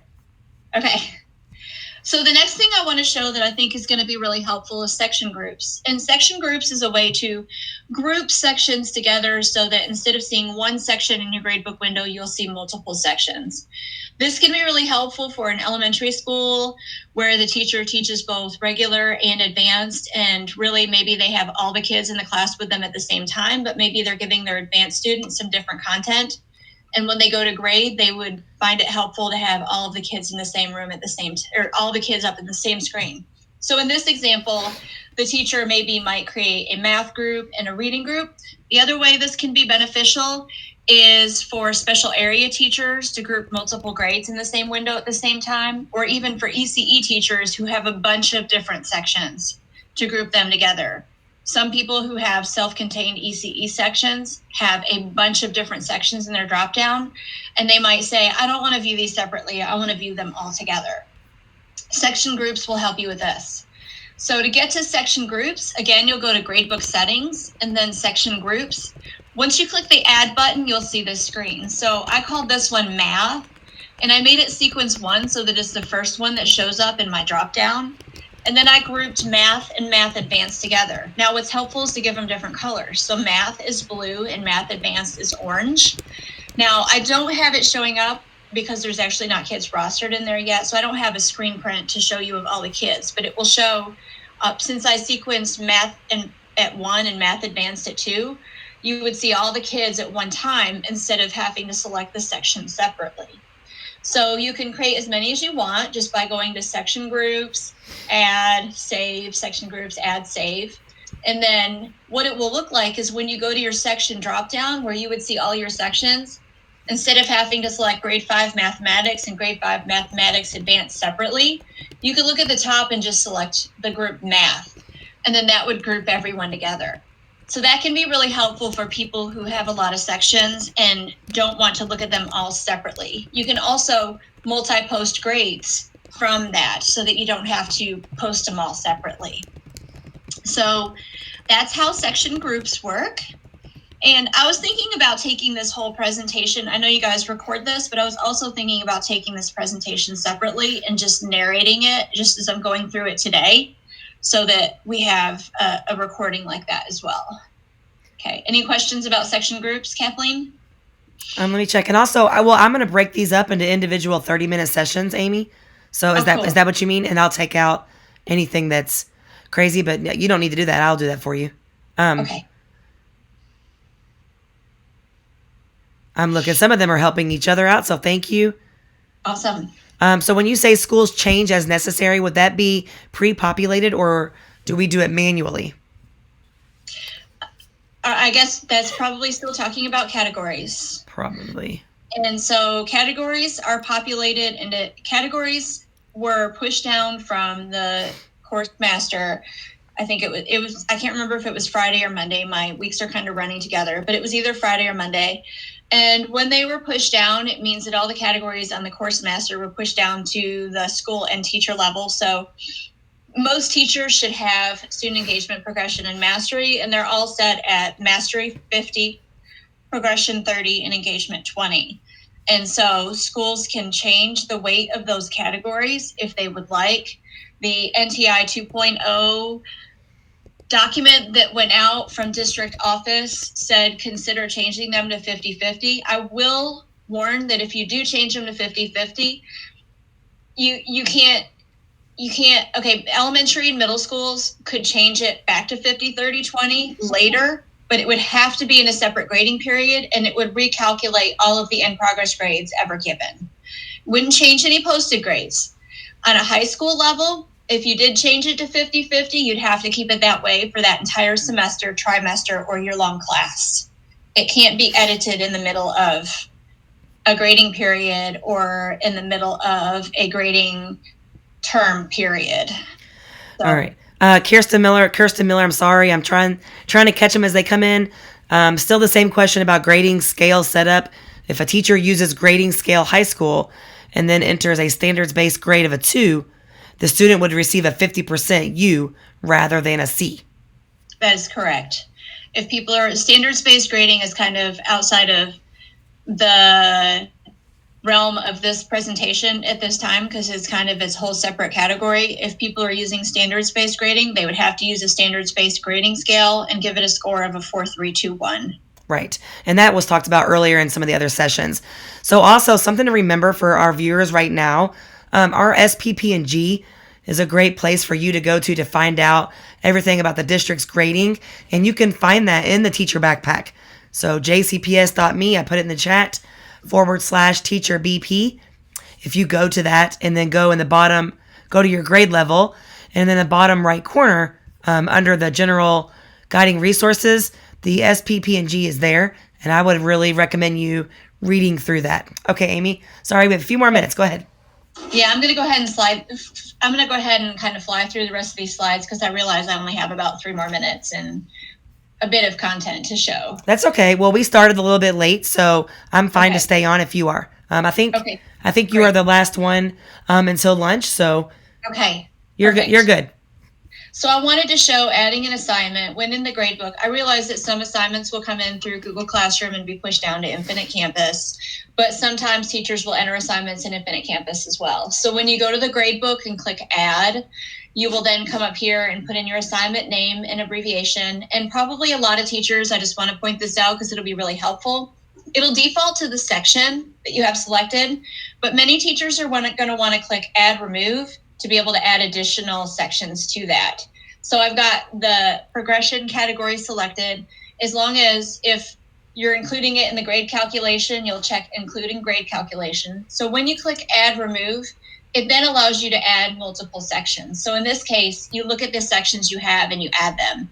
So what I've decided is I want to add an assignment to all of my English 2 Advanced sections. So I clicked add and I added it to all my English 2 Advanced sections. And now I have all 3 of those in there instead of 1. Now you can change them on an individual basis, the assigned date and due date. Any assignments added between now and the first day of school will default to 8/25. I do want to caution people about when they're adding assignments, if they add assignments to Google Classroom before the first day of school, it won't default to 8/25. And when it comes time to learn about importing grades from Google Classroom into Infinite Campus, it has to be within the current grading term. So if you put the assignment in on August 18th to Google Classroom and you don't change the date to be within the first grading term, it won't go into Infinite Campus when it's time to give it a grade and push it in there. You'll get more information on that later. So I've got all 3 sections and then I've got semester selected. Now there are a lot of options on the bottom. You can click save, you can go straight in and score the assignment. You can copy the assignment. If you have multiple assignments that are very similar, you can hit copy and it will copy all the details, including all the sections it's attached to. And there's also an option to individualize. So this is another screen I just want to point out real quickly. Additional options, they can connect assignments to Google Drive. They can write details here to show up on the portal. And this is under 4 students.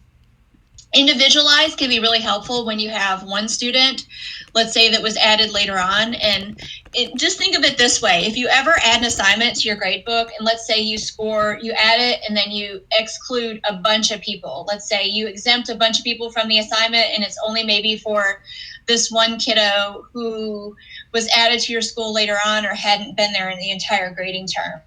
So if you ever want to give an assignment to an individual student or you want to change dates for an individual student, you can select the assignment and click individualize. And on this screen, you can select any student and change the dates for the students, or you can say, hey, this assignment is really only for that first kiddo. And so the individualize is really nice when you find yourself manually exempting a bunch of students. You don't have to do that. You can just give that assignment to a select group of students. And the last part I have in my presentation is reports. I think it's very helpful to know about how beneficial reports that are available in Infinite Campus and to know that you can now customize reports. Like the blank spreadsheet, you can go in there and at the lower left, you'll find options to set up. You can give it a name. You can choose the number of columns. So there's a lot of different options, you can have 5 columns, 6 columns, 7 columns. You can have it to be narrow rows or thicker rows, landscape, portrait. You might want to set up 2 or 3 different templates for different purposes that you might utilize this. And it also can be exported to CSV. The blank spreadsheet previously could only be sent to PDF. Now it can be sent to a CSV, which allows you to view the students in like a CSV or an Excel spreadsheet. You can apply it to multiple sections and have it grouped by sections. And you can even modify the column headers, which couldn't be done before. So you could do like week 1, week 2, week 3, week 4, week 5, just in case you wanted to have a list of student data separate. So once you modify any of the reports that are in Infinite Campus, you can get them set up to the settings you want and then update them, and then they'll be available in the future. You can go save the layout and then come back and apply the layout next time you come in. So there's a lot of different options in here. So on this example, I have a 6-column spreadsheet, and then I can always switch back to the default option, which is what you see when you first go into Infinite Campus. So as you can see here, when you go to export it, you can export it into a document type file, a CSV file, or a PDF file. The roster, here's another example. So I have a roster with large pictures, a roster with flags. But each one of these reports, really what it benefits you for is if you're going to print out a report and you don't want to have to apply all these options every single time, you can save the options that are helpful to you. And then that way you don't have to do it every single time. So like on this previous one, student summary report, you probably want to save an option that's not the third button, but rather the third button, which is show assignment detail, which will show all the students' grades, 1 per page, because the first 2 options are summaries. But the student summary report and the section summary report really have a ton of options on them.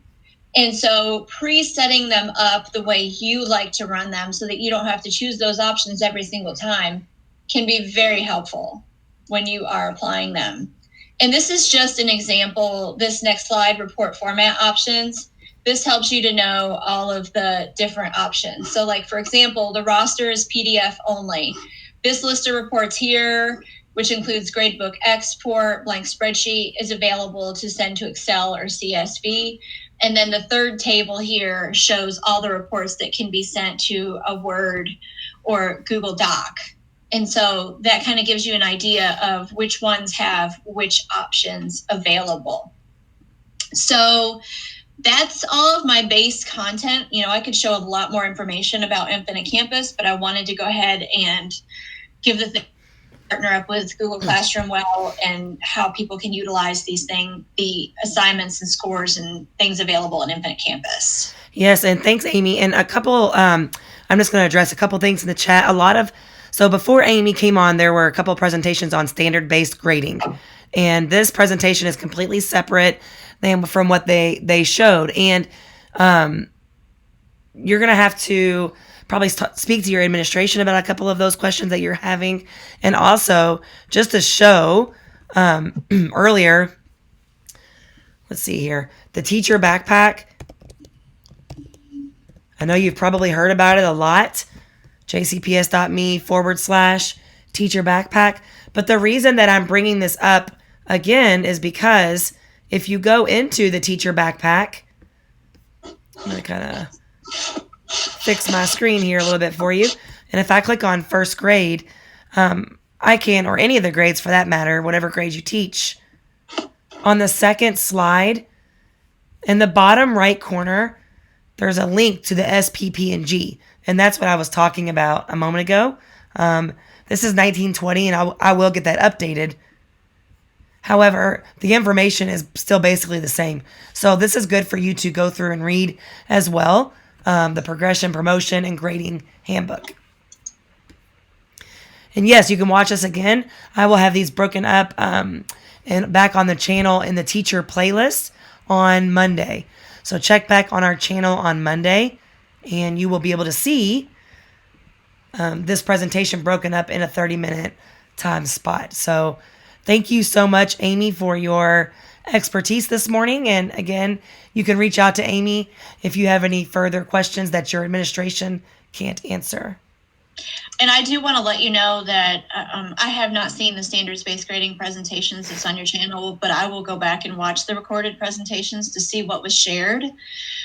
And that I know that the future goal is to really get standards-based grading out there. And while standards are loaded in Infinite Campus, they're not yet attached to courses or available to teachers. And I still need to meet with curriculum and development, which I think we're going to meet next week and talk about that. And so I don't know if that's going to happen right away or not, but I'm happy to answer questions about any of that kind of information separately. Yep. And I think a lot of that is out of our hands too, right? A lot of it is for the district and the state. Absolutely. And we can't control what they have us do. So thank you so much, Amy. And thank you to all of you who have stayed with me all morning.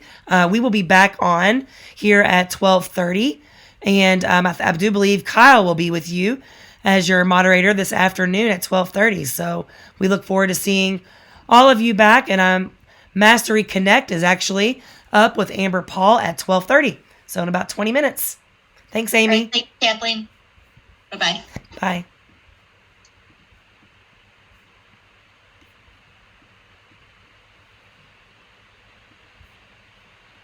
See everybody back at 12:30.